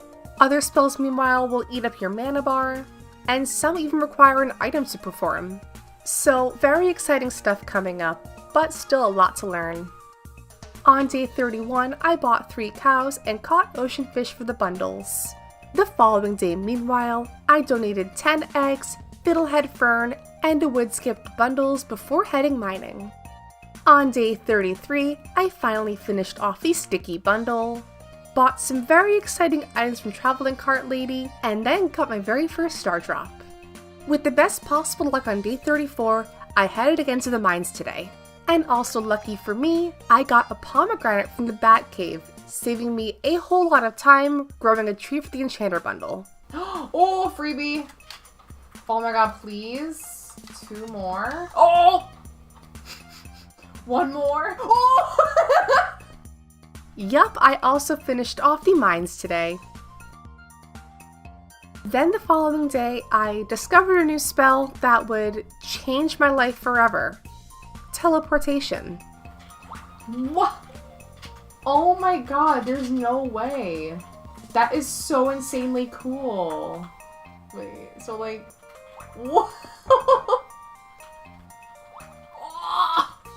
No, no, no. That is so cool. That is literally so convenient and amazing. Funny, cool, and amazing, and cool, and convenient, and cool. Are you having a stroke over there? No, I'm having a magical moment. On day 36, I donated a poppy, mushroom, pomegranate, and pepper to bundles before more mining. Then the following day, my weird dice crop grew to give me casino coins? Coins that can be sold for money, which, for the record, sell for jackpot, so this is useless to me. I did some prep on day 38 to craft lightning rods, and then also brought in a sunflower, red cabbage, and iridium ore to bundles. The luau was on day 39, but more excitingly, a thunderstorm on the horizon. I'm not sure if it's just my horrible luck on this channel, but seeing a thunderstorm for batteries just brings me to life. I also harvested a bunch of new plants today, including Arctic Fox and some Rebel plants and more casino coin plants. And since the luau is today, let's run a little experiment.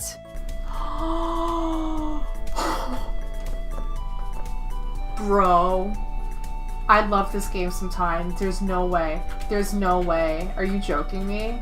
They're so talented! Why did you learn to do that? Oh no, I can't put in a key coin! Ew. He'll probably like it. Right? Uh-oh. Oh no! Oh no! Oh no! Oh no, I ruined the luau. Okay, so a minor poisoning incident won't entirely kill the vibe, right? I'm sure the town will figure all about this in no time. And with rain today, I caught the red snapper and then bought a sandfish from Traveling Cart Lady. We're only playing, just wanted to make a few new friends. You plan on staying. When you're with us, the party never ends. You might look at me and think you're going crazy. I'm gonna get an asthma attack. On day 41, I donated a lot of stuff including 10 milk, a sea urchin, a shad, a melon, tomato, and entirely finished off the ocean and lake fish bundles, the specialty fish bundle, and the entire boiler room.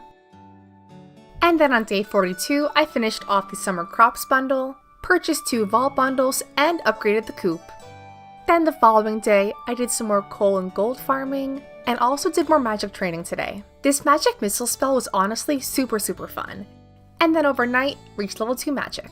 I once again upgraded my axe on day 44, and also finally got our mysterious magic bling fruit, which I brought to Rasmodius. Then the following day, Rasmodius just gave me a Prizzy Rizzy. Oh, okay, well, thank you for that. On days 46 and 47, I mostly did some more farm cleanup, trying to start laying out a foundation for our farm. I then bought the most expensive vault bundle and brought a large milk to the animal bundle, bought caviar on day 49, and on day 50 purchased the final vault bundle to unlock the bus and Calico Desert. Also today, I hatched a new baby chick, bought a backpack upgrade, and got my galaxy sword. And while my first ever Skull Cavern run in this save file was going pretty well so far, as it approached 2 AM, I had a few issues. Oh! 7 items? No! Oh, are you kidding me? All of my ore! Yeah, it wasn't the best. And then the following day, I tried to get the ore back, and oh my god, it's so expensive! I actually am so mad. On the brighter side, on day 53, I had my second melon harvest and smelted all of my iridium ore. We had a pretty chill rainy day on day 54, and on day 55, popped a blink fruit into a preserve jar, and then finally got large eggs to finish off the animal bundle. And as for the icing on top of the cake, or the butter on top of the toast, in honor of our very beloved toast economy, I bought 100 stacks of flour to finish off the home cook bundle in the bulletin board. And lastly, I upgraded my home. And on the last day of summer, I bought a rare seed, upgraded the pickaxe, and then did more dust sprite slaying for more coal. And now, for the witchiest season of them all, it's time for autumn. Today, I bought a ton of pumpkin seeds, grabbed 2 phoenix feathers, finished off the fall foraging bundle, and then found even more modded forage in the desert. With the house now upgraded, I cooked a fried egg and maki roll for bundles, and then finished the entire fish tank as well. Then with my new steel pickaxe, I broke large rocks on my farm to upgrade the barn the following day. On day 60, I received slimy seeds from Marlin. Slimy seeds? Ew. Thanks. Then, with the best possible luck, it was back to Skull Cavern. While here, I got a really cool dark cowboy hat, a Prizzy Rizzy, and then another one. But I literally forgot to hit record, so it doesn't matter. Anyway, day 62. Today, I brought an eggplant and corn to the fall crops bundle, brought more stuff to the museum, came back to the farm when the strangest thing happened. And now listen, I know I say this a lot, strange things happen a lot, this is a strange things channel, but this was truly bizarre. Wait, what? Whoa! Oh my god, where did these come from? What? Oh no! Oh my god! No! What was the point? What was the point? Marlin! Why did you do this to me? What was the point of this?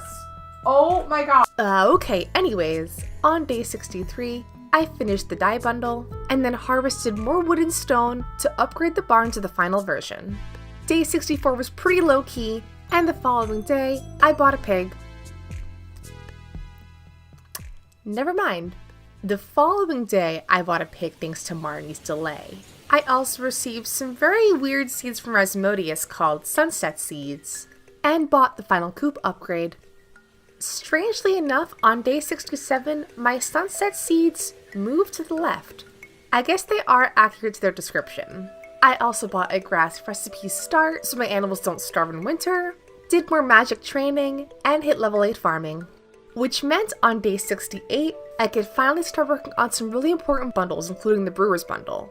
So I crafted up some kegs, popped in some hops and a tea leaf, and then got the witch overnight. Oh, let's go! Oh, boy chicken, let's go! Thank you so much, Queen. Shout out to my bestie, the witch. Yup, and pop that sucker into an incubator ASAP. I had my first big pumpkin harvest on day 70, which meant I could finally finish up both the brewer and fall crops bundles. This also fully finished off the entire pantry. After that, I did more decorating, mostly working on this tree corridor I have going on. Overnight, the greenhouse was fixed, and with my good luck, I returned to Skull Cavern too. Okay, horrible start. I absolutely hate now. We're not doing this. We're not starting here. That's better. Okay, that's a lot better. Also today, I got a dinosaur egg and yet another Prizzy Rizzy. Day 72 marked the Stardew Valley Fair, and if I'm being honest, I didn't really prep for this. So, like our mining series, I did a really pretty rainbow color palette, but then again got second place. Thanks, Lewis. This fair honestly is my downfall as a player of Stardew Valley because I tried also doing the rare crow by spinning the wheel and it just was a mess. Oh no, no, no! Bet it on green, bet it on green, bet it on green. No, no, no, there's no way! Are you joking me? Oh my goodness! You know, I'm not quite sure what it is about the wheel here, but I always bet green, and somehow I always lose. But eventually, after some time, he was mine. Then the following day, I bought a shed from Robin before more Skull Cavern fun. Oh yeah, did you hear that they made Chicken Run too? I love that. We should watch it this weekend. It's a great movie. Love Chicken Run. Oh, yo, let's go! Cowboy hat. Okay, hat challenge popping off. I see you. The luck didn't stop there. Shortly after that, I got yet another Prizzy Rizzy. And then let's say like 1 minute later, this happens to me. Oh! Come on! Dude, there's no... Boy, the YouTube audience is gonna love this. Comment down below Prizzy Rizzy in the chat for a guaranteed 1,000 years of luck. Then the following day, smelted all of my ore, took care of my animals, and harvested our sunset drop fruit, selling all but one. On day 75, we hatched our new void chicken, sold some animals in chat, and then got this from Traveling Cart Lady.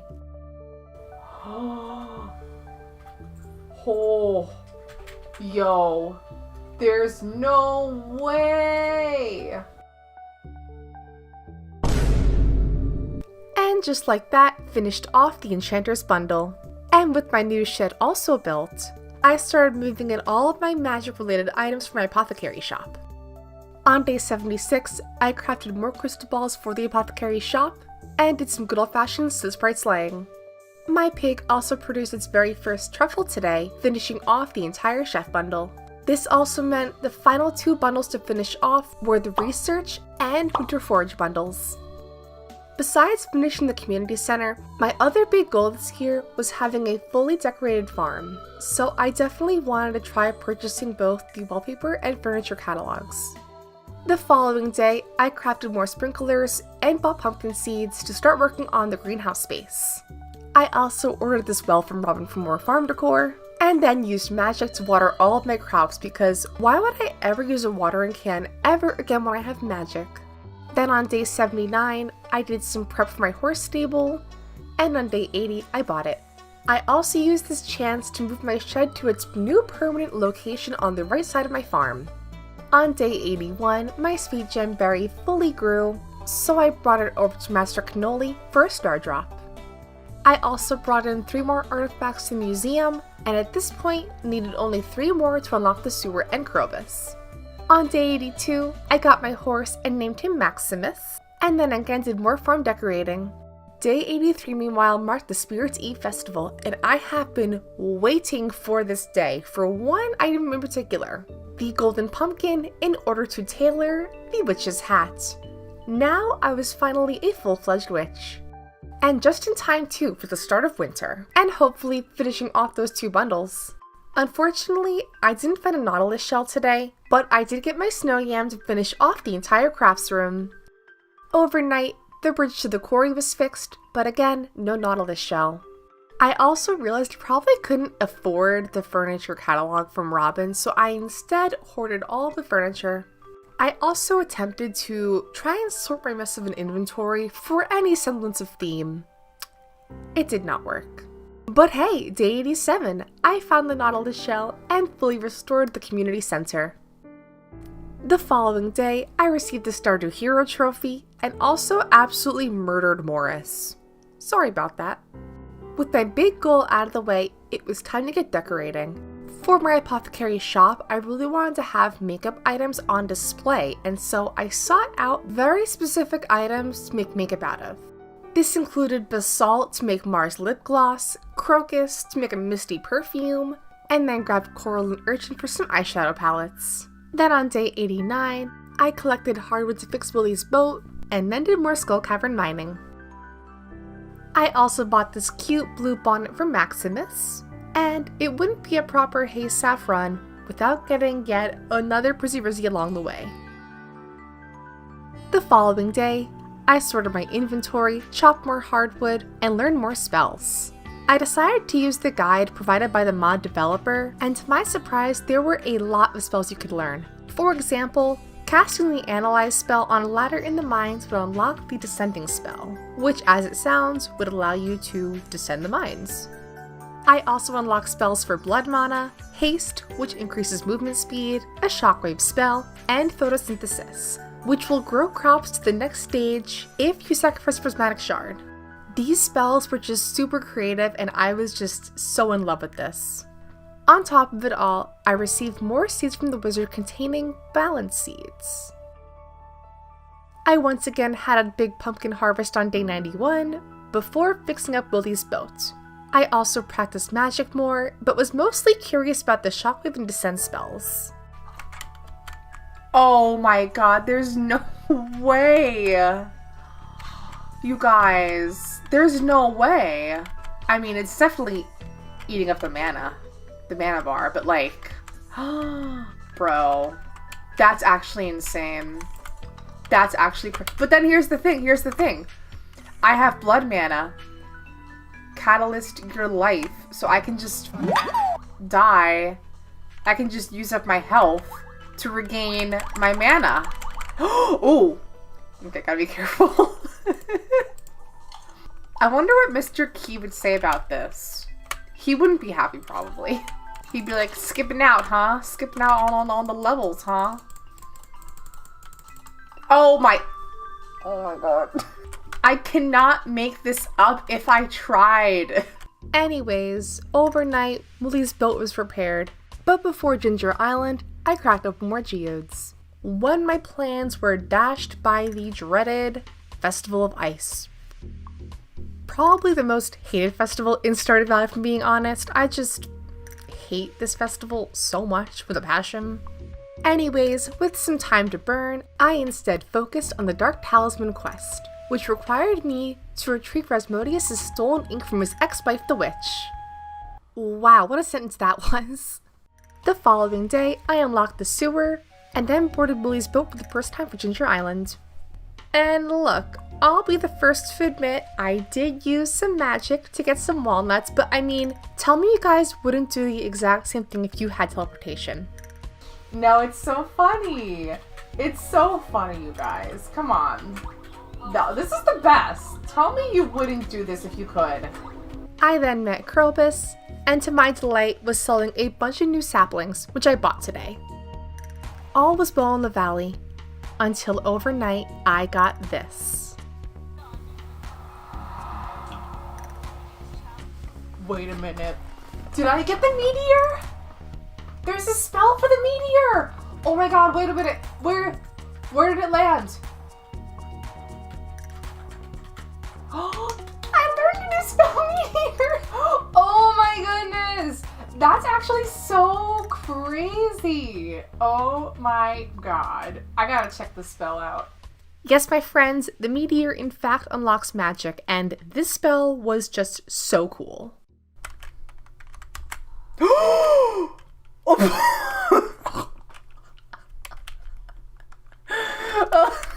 Wait. Oh, that is so funny. Alright. That's actually insane. Oh my god. Bro, that's kind of crazy. But as the season winded down, I could feel the end of the playthrough approaching. And truthfully, I was just a good winner at this point. So I did what any Stardew player would do, and I slept through winter to spring again. I vowed to have a cute farm and I would not rest until I did. So I bought a mill, added so many trees, laid down pathing, bought farm decor, finished the Dark Talisman quest, bought a Junima hut for decoration, unlocked the movie theater. You guys, I did so much stuff, but it doesn't even end there. I downloaded 2 more mods for some more decor. First of all, the adorable fairy fountain mod and outdoor furniture. And you guys, this mod just adds so much to the farm. If you can do mods in your game, get these mods. They change the game so much. And with that, the last thing to do was let stuff grow. So I skipped a bunch of days, and in true Sapphire fashion, I got the Witch, Crop Fairy, and UFO Alien capsule all in the same month. But with that, our farm is done, and I am so in love with this farm design. I think it just turned out so cute, and the layout is just so nice in my opinion. I feel like I have a hard time in my farms just like finding room for things and using all of my available space, but this time I actually feel like I tried my best to utilize all of my available space, and as a result had a very nice layout. It all just flowed so nicely. And guys, look at that fairy fountain. I mean, come on. So cute. I will say the mods definitely helped out quite a bit with just all the different decorations and the building designs, but I still tried to make sure that I included lots of vanilla game designs, like all the different trees, the lampposts, the pathings. And yeah, I am just super happy with how this farm design turned out, and I think it looks so cute and cohesive for a witch. And of course, here is our magical makeup shop as well, which I also think just looks so adorable. And with that, that is my first year in Stardew Valley using magic. My friends, thank you all for watching today. I really appreciate your support, and I hope you all enjoyed Farmer Stevie's super fun year of magical antics. This video is going up before the start of 2024, and I just want to say that this year was so insanely amazing for my channel, and I owe it all to you guys for this growth. So thank you all so very much. I am so grateful to all of you. I have some really fun videos planned for next year, so stay tuned. This is just the beginning. With that being said, I am signing off for now. Have a great day, Happy New Year, and I'll see you all next time.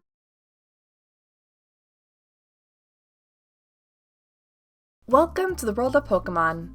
Or Stardew Valley? I'm still not sure.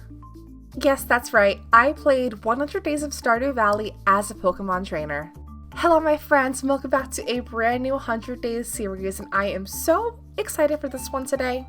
I have downloaded a buttload of Pokemon mods to turn our Pelican Town into a bustling Pokemon paradise. But before getting into our rules and goals, a quick disclaimer. I have to give a huge shout out to Charlie Barley, who first thought of the idea. I was a huge fan of her live streams during this playthrough, which inspired me to start my own playthrough last November. She also posted a video earlier this year going over her entire year through, so I'll have a link below for you to watch that as well. In my playthrough though, we're going to have some major goals to go through, as well as some pretty big content changes, not just Pokemon related. So without further ado, here are our goals for this challenge. Number 1, catching them all. having at least one of each farm animal. Number 2, fishing them all, getting the Master Angler achievement. Number 3, collecting every Pokédoll for my house. And number 4, finishing the community center. But I've done that before, in other playthroughs on this channel no less. So for a bit of spice, I downloaded this mod to give us all new bundles. And oh boy, are they something else. With all of that out of the way though, here is my year in Stardew Valley as a Pokemon trainer. Let's get into it.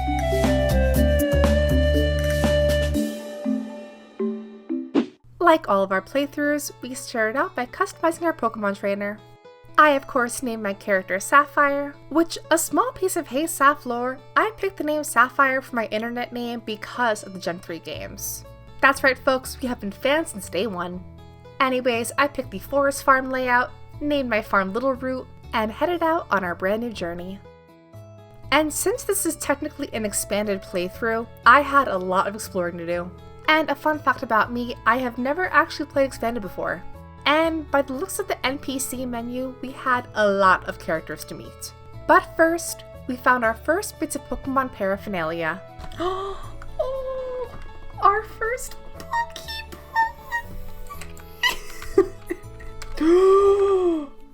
Oh my god, no.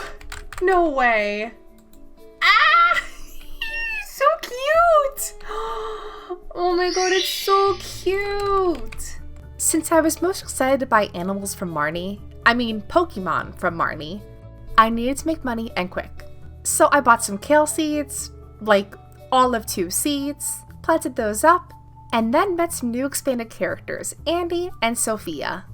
On day 2, we met Willie and got the fishing rod, which meant catching water Pokemon. But as it turned out, I actually didn't install the Pokefy mod correctly, so after some troubleshooting, I loaded the game back up, and yeah, this was more like it. Okay, I think it definitely works now. Wait a minute. Oh my god! Okay, anyways, with the power of the old rod, I did fishing all day to catch a Wimpod, a Goldeen, a Seeking, Basculin, and a Barboach. I also scared off this Poliwag, and crafted a chest for all my water-type Pokemon. Days 3 and 4 were devoted to fishing. It was here I caught a Marill, a Whiscash, an Electos, and a Shellos. We also had our first unfortunate run-in with the Murkrow, which was not so great. It's okay though, things got way better on day 5. And I can't believe I'm actually saying this, but I was excited to see Marnie today. If you guys know, you know, we get our pet today. Our starter? I guess our starter? Our partner Pokemon? Whatever. Mods, roll the clip.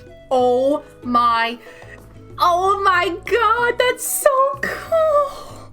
Yes, that's right folks, meet Zuko, our Growlithe. And in case you two are wondering, each sprite in Stardew Valley does have a Pokemon version. It's a bit hard to see, but for the cats, you can get a Glameow, a Shinx, or a Slowpoke, and for the dogs, a Lillipup, a Growlithe, or a Riolu. Anyway, this is my Growlithe named Zuko, and that's that. Anyways, today we visited Mount Moon for the very first time, which also meant meeting a lot of new Pokemon. This included Solosis the Slime, an ultimate Gooby Wooby, Bug as Bug, and Parasect as a crab mushroom. And yes, in case you were wondering, even the Scarecrow is a Pokemon. So after crafting up our Trico, I met with the wizard and learned the power of the Junimos. It was also here I checked out all of our new remixed mod bundles, but so far, things seem pretty unchanged. I also hit level 10 of the mines, and then got attacked by some Beedrill. On day 7, I also learned that the TV stations also include Pokemon. Our fortune teller Ditto, our weather person Castform, and Spinda, the queen of sauce herself.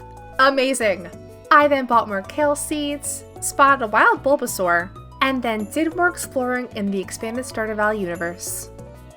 On day 8, I finished spring foraging and checked out the pantry and fish tank, which had some very interesting swaps. Okay, spring crops. Ah, look at this!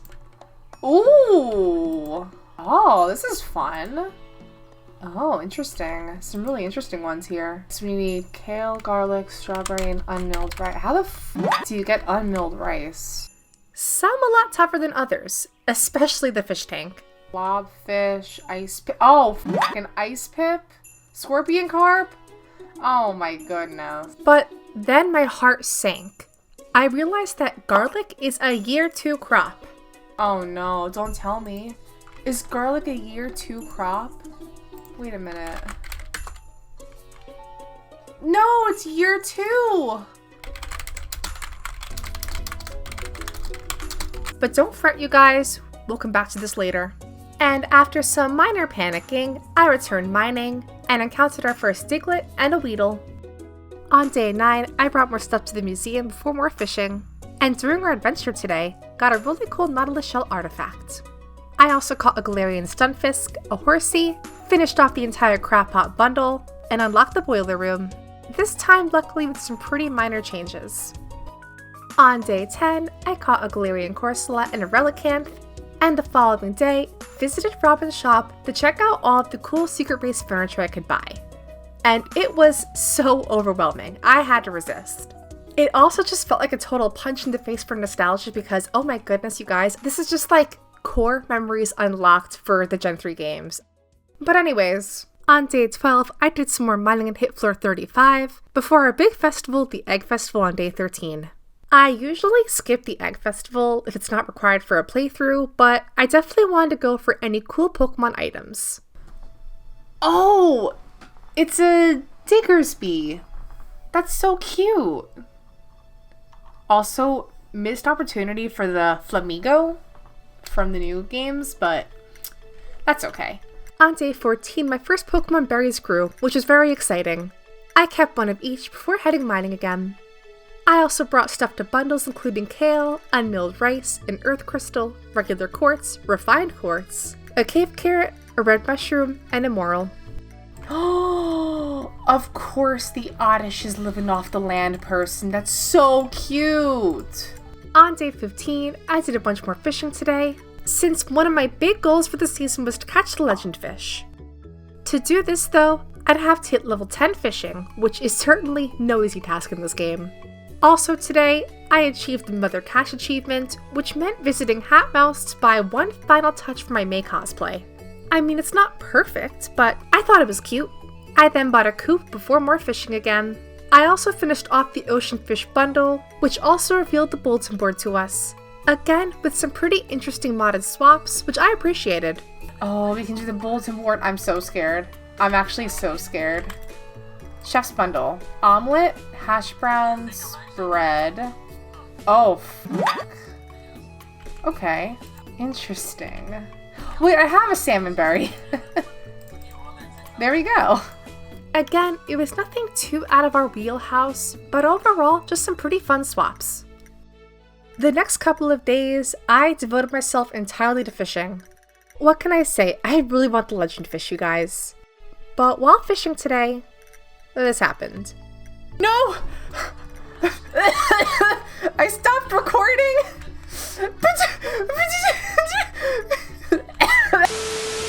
Day 18 was more fishing. Charmeleon, Wartortle, Mewtwo, Tentacruel, Aerodactyl, Ammonite, Slowpoke, Richard, Arbok. That's all, folks. Ooh, gotta catch more Pokemon. And with the coop ready on day 19, could finally buy my first chickens. Well, sort of. Oh my god, they're running around! This is so weird! So yeah, we have eggs to hatch before our first chicken Pokemon, which I think is really fun personally. Day 20 was more mining and fishing, and the following day, chopped more wood for our first barn purchase, and upgraded the pickaxe. On day 22, I got bamboozled. See, I thought that the chicken eggs would be Torchic, but instead we got a Starly and a Tailo. I mean, look, don't get me wrong, these are great Pokemon, I just really thought it'd be a Torchic. Anyways, I brought in some more stuff to the museum and more bundles before some more fishing again. I also got some gold ore from a fishing chest to spelt my gold bar for the boiler room. I really wanted to finish off the entire blacksmith bundle, so after buying a backpack upgrade and getting my pickaxe from Clint, I did more mining, reaching floor 50. And then to my luck, I actually found all of the remaining items to fully finish off the entire boiler room.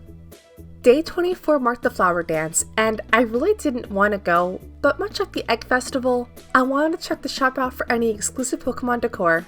And you guys, I am so happy I checked because I got a Pseudo-Wudo Scarecrow. Yes, you heard me right, a Pseudo-Wudo Scarecrow. This is amazing, thank you very much. Then the following day, I bought 2 more chickens from Marnie. But more importantly, I made one big decision. I must befriend Shane for his blue chickens. It's not a want, but a need. I just need to know what Pokemon is the blue chicken. Torchic? Perhaps? I guess we'll find out. But on a bit of a downer note, the season was ending, which meant if I didn't get one more rain day, I couldn't catch the legend fish, which was a little sad. Day 26, I bought a silo, Pokédolls, but again, no rain. Where did my Latios go? Now, I know I bought a Latios doll. Where the hell? There's no way it just got up and walked away. Legend says that Latias doll is still roaming around Stardew Valley to this day. Anyway, day 27, our last day for rain, and unfortunately for us, we did not get rain. This of course means no legend fish, and this of course means not finishing the entire fish collection in 1 year. But despite this, I still pushed forward. We still had a ton more fish to catch and animals to collect. At this point with the season almost over, I organized sprinklers, brought stuff into bundles, and cracked open geodes for the very first time, and with a literal buttload of stuff to bring to the museum, I donated a lot of stuff today, which also meant getting a lot of fun rewards. Oh my god! Oh, that's so cute! No way. But before I knew it, spring was over. So on our last day, I did some more prep for sprinklers, got the most adorable costume with Willy, and then purchased a barn. But then it was time for summer, and I was so excited for this, you guys. We had new fish to catch, new Pokemon to meet, I was just so hype. Anyways, I planted up some crops and then caught new fish today, including a love disc, a tuna, and a quillfish. But the following day, I left home bright and early to try and tackle some of the harder summer fish. But in my quest for the octopus, I caught other fish instead. This included the rainbow trout, the pike, and a pukamuka. I also wanted to test a theory out. Would the secret statues be Pokefied? With Super Cucumber in hand, there was just one way to find out. Will it be Pokefied? It's not. Okay. Anyways, on day 31, I met a new character named Susan, finished summer foraging, and then bought some cows. Botchley, what a horrible name. If I don't get a shiny blue milk tank from Marnie, I will be pissed. Okay, moment of truth. Oh, let's go! That's awesome. That's awesome. I love that. That's so cool. I love it. I love it. Okay, I'm gonna rename them now. I'm gonna call this one Blue Cheese. And I'm gonna call this one Pink Cheese. So original. On day 32, I made some maintenance machines before more fishing. I still needed a single Dorado for a modded remix bundle in the fish tank room, and luckily, on our second attempt we caught one. I then resumed ocean fishing a day later to catch the octopus, but alas, he bested me. Ah? Is this it? Oh my god? No! No! No! And along the way, found some really cool artifacts including this Pokeflute. On day 34, I had my first pepper harvest to work toward the quality crop bundle. I also brought more stuff to bundles including a pike, a rainbow trout, a super cucumber, a dorado, a large egg, and rainbow shell. I also brought in more artifacts and gems to the museum, and lastly for the day, gave my axe to Clint for an upgrade. The following day was more mining, before once again trying to catch the octopus a day later. And then this happened. Hello? Oh my god, another one? There's no way! There's no way! Yeah, I got a second sea monster. I honestly don't know how I got this lucky with this specific creature, but shout out to them. I also want to know what you guys think the sea monster would be in the Pokemon universe. Like, what Pokemon is it? I don't know why, but I'm getting like water ghost type vibes, so like a Dhelmise or a Frillish for some reason, but that's me personally. Anyways, the following day I harvested more chili peppers, and then chopped more wood to start working on the next farm upgrade. Then day 38 was crazy. I bought a milk pail from Marnie. That's right guys, peak gaming right here. Anyways, I also brought in a pine tar and a radish for bundles, and then did more mining. It was here we encountered our very first Marowak, and then made it down 5 more floors. On day 39, I attempted to do an axe upgrade, except... Wait, the stupid ass luau is today. Oh my goodness. I actually hate this game. Grape? I'm putting a single grape in. I really want to buy some Pokemon decorations. They better have some stuff for me. Alright, you better have Pokemon stuff. I'm not seeing Pokemon. Oh. Is it free? No, there's no way. There's no way. Oh no, there's no way. Okay. I can't go too crazy. My Pokédolls! Dude, I can't believe that it was all for free. That's crazy. Alright, anyways, I know you're all wondering, don't worry you guys, today I upgraded my axe. I know, I can feel your fear through the screen just wondering, will Sapphire upgrade her axe? Will it get done? Don't worry you guys, rest assured, it did. Anyways, I also bought an iridium rod, a cork bobber, and tons of fish bait to work on our next big catch, the Ice Pip, which in the Pokemon universe is a Spheal, which is so freaking cute. And after a few tries, I finally caught one. On day 41, I had my first big melon harvest, then brought in an Ice Pip, hops, and 5 gold quality peppers to bundles. I also caught the Goribus for my fishing collection before more mining. Overnight, I hit level 6 farming, and as such, made some cheese presses. I also picked up my axe, upgraded the pickaxe, and then added the Visible Fish Stardew mod to show off all the pixel sprites. And this just looks so freaking cool, you guys. This is a must-have if you play Stardew mods. The following day, I brought in a starfruit, coral, cheese, and corn to bundles, then finished off the summer crops bundle before doing more fishing to try to catch the octopus. But unluckily for me, the octopus did not bite the entire day. On the bright side though, I caught this really cute slowpoke. On day 44, I upgraded my coop, caught a Feebas, and did more mining to reach floor 80. I also stopped by the Secret Woods for the very first time, and to my delight, it was also expanded.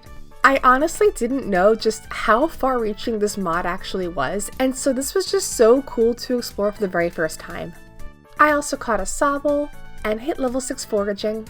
And with the power to craft lightning rods, you know I did. If you're all familiar with the other playthroughs, you will know that I have a bad record of getting batteries for Willie's boat, and so I am being as proactive as possible here. Also today, I brought in honey for the artisan bundle and finished off the field research bundle. On day 46, the coop was ready, so I bought 2 ducks from Marnie. They were in their egg form though, and so we'd have to wait for them to hatch first. Although my guess is ducklet. I mean, that makes sense, right? Ducklet? But we'll see.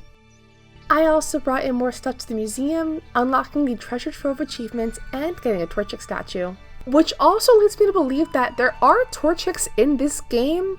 They're a different color, I guess? We'd have to see.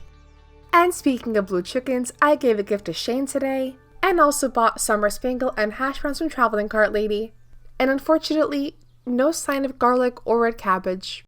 The following day though, I did some more mining and added a Drowsy, a Seedot, a Morlul, Wobbuffet, and Shedinja into our Pokedex before reaching floor 90. I then ordered a barn upgrade, gave a gift to Caroline, and did more ocean fishing. I vowed to catch this damn octopus before summer ended, and god damn it, I did not hook it a single time, you guys. I mean, talk about unlucky. Sea monster twice? No problem. An octopus? Impossible. But anyways, our ducks hatched the following day, which were Delibird. Okay. I also brought in more stuff to bundles, including an apple, a wild plum, the entire construction bundle, finished the exotic foraging bundle, and hash browns. I also unlocked Caroline's 2-heart event to unlock the tea sopping recipe. Wait a minute. Did I just get tea leaves for free? Okay, thanks, Caroline. Thanks, bestie. I then purchased 2 goats, which happened to be, some seal. Interesting choice. Interesting. I'm not really sure where the goat's milk comes from. I don't know if, like, seals produce milk, but okay. I'll respect it. I also did more mining today, cataloged as ghastly, and hit floor 100. We then resumed the octopus hunt on day 53, and finally managed to actually hook one. But could I catch it now? Is this it? Is this really it? Yes! Oh my god, I'm so happy. I then brought in a void essence and a large milk to bundles before more mining, hitting floor 110.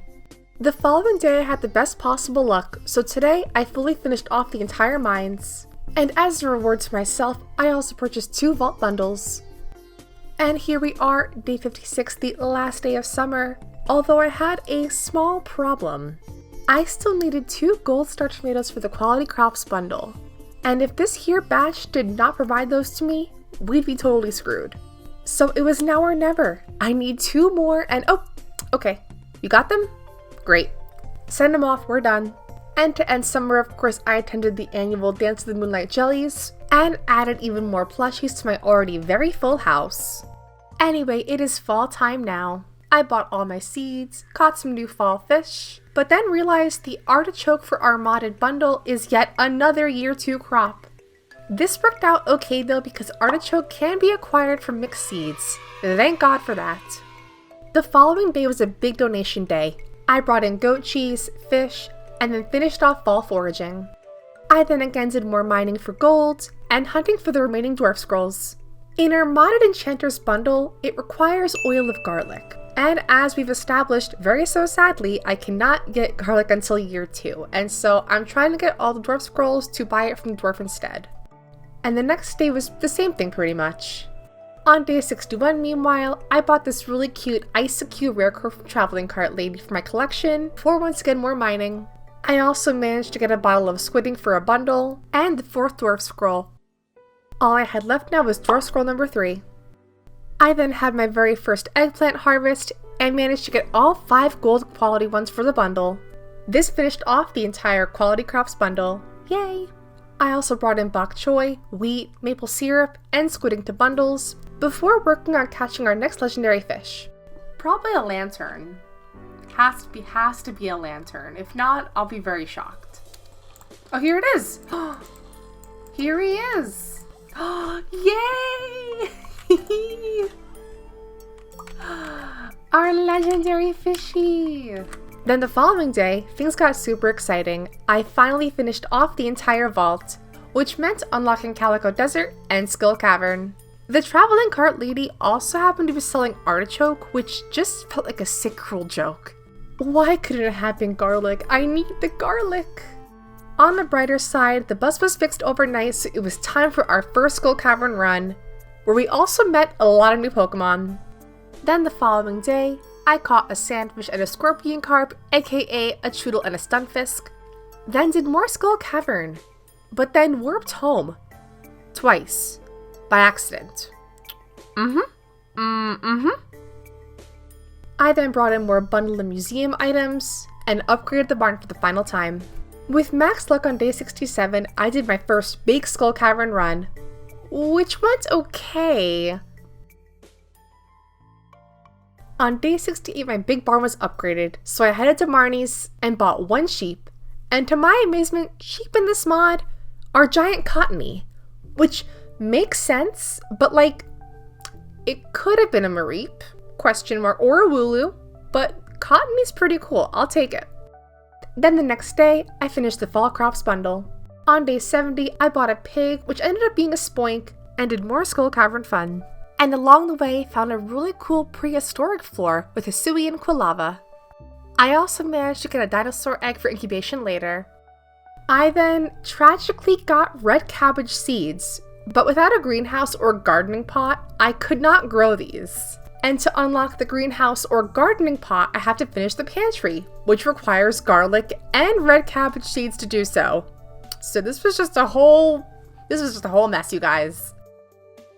Anyways, the following day I bought a backpack upgrade, and then harvested wool for my newly evolved Whimsicott. Good grief, he's naked! And then attended the Stardew Valley Fair. This year's display was random junk I found in my chests, and for once I actually scored first. And with my star tokens I traded in this Gardevoir Rare Crow. Then the following day, I opened more geodes, and brought new artifacts to Gunther. This also awarded me the Bibarel Rare Crow. Then later on in the day, upgraded my coop for the final time. On day 74, Gunther visited the humble Little Root farm to thank me for all of my artifact donations. And now, in vanilla Stardew Valley, this is the part where he gives you the rusty key for the sewer. In this version, he doesn't give you the rusty key, meaning all of my donations were for literally nothing. For those also new to Expanded, you must befriend Marlin to unlock the sewer, which was a shock to me too, but I guess we'll start working on that next. The elves just kept stacking up on day 74. During my search for the third Dwarf Scroll, I got Dwarf Scroll 2. Twice. Thank you very much, game. In better news, my big coop was ready the following day, so I bought a single rabbit, an adorable Bunnery, and then overnight, got a Spiritomb. On day 76, I upgraded my house again, and then resumed the hunt for Dwarf Scroll 3, but again, got nothing. I then brought in a crystal fruit, wool, a bottle of wine, and finished off the artisan bundle, and then again desperately searched for Dwarf Scroll 3. I got Dwarf Scroll 2, and then passed out. But on the brighter side, my house was finally upgraded, which meant more room for more plushies. But then again, I got another Dwarf Scroll 2. Oh my god! 12 seconds later. On the bright side here, because we are trying to stay positive here, I got the Burglar's Ring. This is good, right? This is a good thing for us. This ring enhances all monster loot drops, which means I should hopefully get the Dwarf Scroll soon, right? Oh my god! There's no way! But finally, on day 82, I finally got it. And with all 4 scrolls donated, could finally talk to LGM, but more importantly, buy an oil of garlic, finishing off the entire Enchanter's bundle. The following day, my dinosaur egg hatched into an Archon, which was just so cute. And also finished off the animal bundle, meaning I would just need garlic to finish off the entire pantry room. So, maybe someday. Day 83 was the Spirits Eve Festival, which in Expanded is the most miserable time, you guys. I spent 10 minutes literally 10 minutes on this maze. Is it just me? Am I just an idiot? Like, I couldn't figure it out. I was so stuck. I think I had to use like a guide online to solve it. It just miserable, horrible time. This was a nightmare, which I guess is fitting for the spooky season, but anyway, last day of fall now. I gave gifts to Shane and Marlin, caught the lava eel, and then spent my entire life savings on Pokédolls for my home. But then this sort of weird glitch happened where I placed down the Snorlax doll and it turned into a Junimo chest. Okay, alright, I'm not sure what happened here, but okay, cool. But with that, we are off to winter now. And there were 2 big goals to hopefully tackle. Number 1, of course, getting lucky and finding garlic and traveling cart, which wasn't the most likely. But number 2 could definitely happen. Catching the glacier fish. With goals manifested and ready to go, we got our magnifying glass, and then got the stone Junimo by accident, fully finished off the entire crafts room, and then caught a perch, a lingcod, and a squid to fully finish off the river, lake, and night fishing bundles. All that remained now was to catch 1 fish, the blobfish, to finish off the entire fish tank. I then bought a stable on day 86, did the usual chores the following day later, and on day 88, got my very own horse, the very majestic Rapidash. I named her Celeste, and if you know, you know. In the Pokemon Platinum contest video, I used a ponytail named Celeste, so it was just so fitting here. Then the following day I finished off the chef's bundle, which meant I only had the red cabbage to finish off for the dye bundle for the bulletin board. Then on day 90, my void egg hatched into a regular egg, okay. And then once again, did not get garlic or red cabbage. Garlic, garlic, garlic. Ugh! I'll buy these for Shane at least. I did school cavern the following day, and it was largely pretty uneventful. We did, however, get, that's right, 2 Prizzy Rizzies. Come on, Prizzy, Prizzy, Prizzy! Prizzy, Prizzy! Prizzy, Prizzy, let's go! I sacrificed one to get the galaxy sword, and my void egg finally hatched into a hoot hoot. I also finally hit level 9 foraging, which meant I could craft a rain totem to witness a very depressing Shane cutscene. This cutscene is actually necessary for the blue chickens, so I have to go do it. So after a bit of time skipping, and reaching 8 hearts with Shane, I unlocked his most wholesome cutscene and the blue chickens. Oh, are the blue chickens Torchics? Yes, that is so awesome! After that, I attempted to catch the glacier fish for my collection, but literally failed it 10 times. I just could not hook this thing. No! No! Oh, it's so hard! Dude, that's so hard!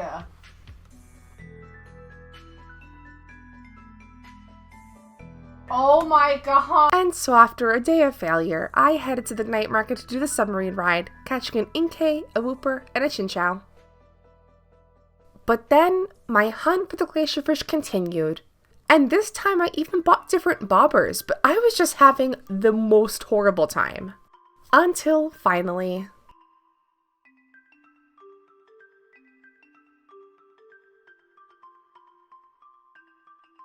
Oh my god, is this, please? Please! Oh my god. That was so hard. On day 100, I upgraded my house again, and I also bought 2 blue chickens from Marnie. At this point, I also realized that my animal names are quite awful, and so I'll be giving them all new names based on your comments. And if you're wondering, wait, Sapphire, this video is already published. Why give them nicknames now? Well, I won't exactly tell you right now, but after the end of winter, I have a little announcement to make, so stay tuned. I then did some farm decorating on days 101 and 102, then got my huge house upgrade, and also hatched my blue chickens, which are little Torchics. I also did more Skull Cavern adventures, got this pomegranate sapling, and a prismatic shard. And the following day, gave a gift to Marlin and checked the traveling cart, but again was defeated by the Garlic Empire. I then once again did some iron and coal farming, and also did a massive geode haul, bringing in a ton of stuff to the museum today. I then witnessed this moment. Where are you going? Hello? Sir? Hope you just used the front door. Day 106 was business as usual. Although I met up with Clint, who needed some materials to clear this boulder. Alright, easy enough. Here you go. Did some mining on day 107, and then gave Jody a diamond for her Winter Star present. I, on the other hand, got Marlin. Oh my god, I got Marlin! Let's go, baby! Wait, that's actually so exciting! Ooh, okay. And then, over the next couple days, did some more farm renovation and prep for the next season. Because on our last day of Stardew Valley, it wasn't actually our last day together. Because Farmer Sapphire will return in year 2. That's right, folks, a whole new year in the Pokemon Stardew Valley universe. Because I cannot let Garlic get the best of me. It cannot win, and so I will see you all in year 2. Thanks for watching, and I'll see you all next time. Bye, everyone.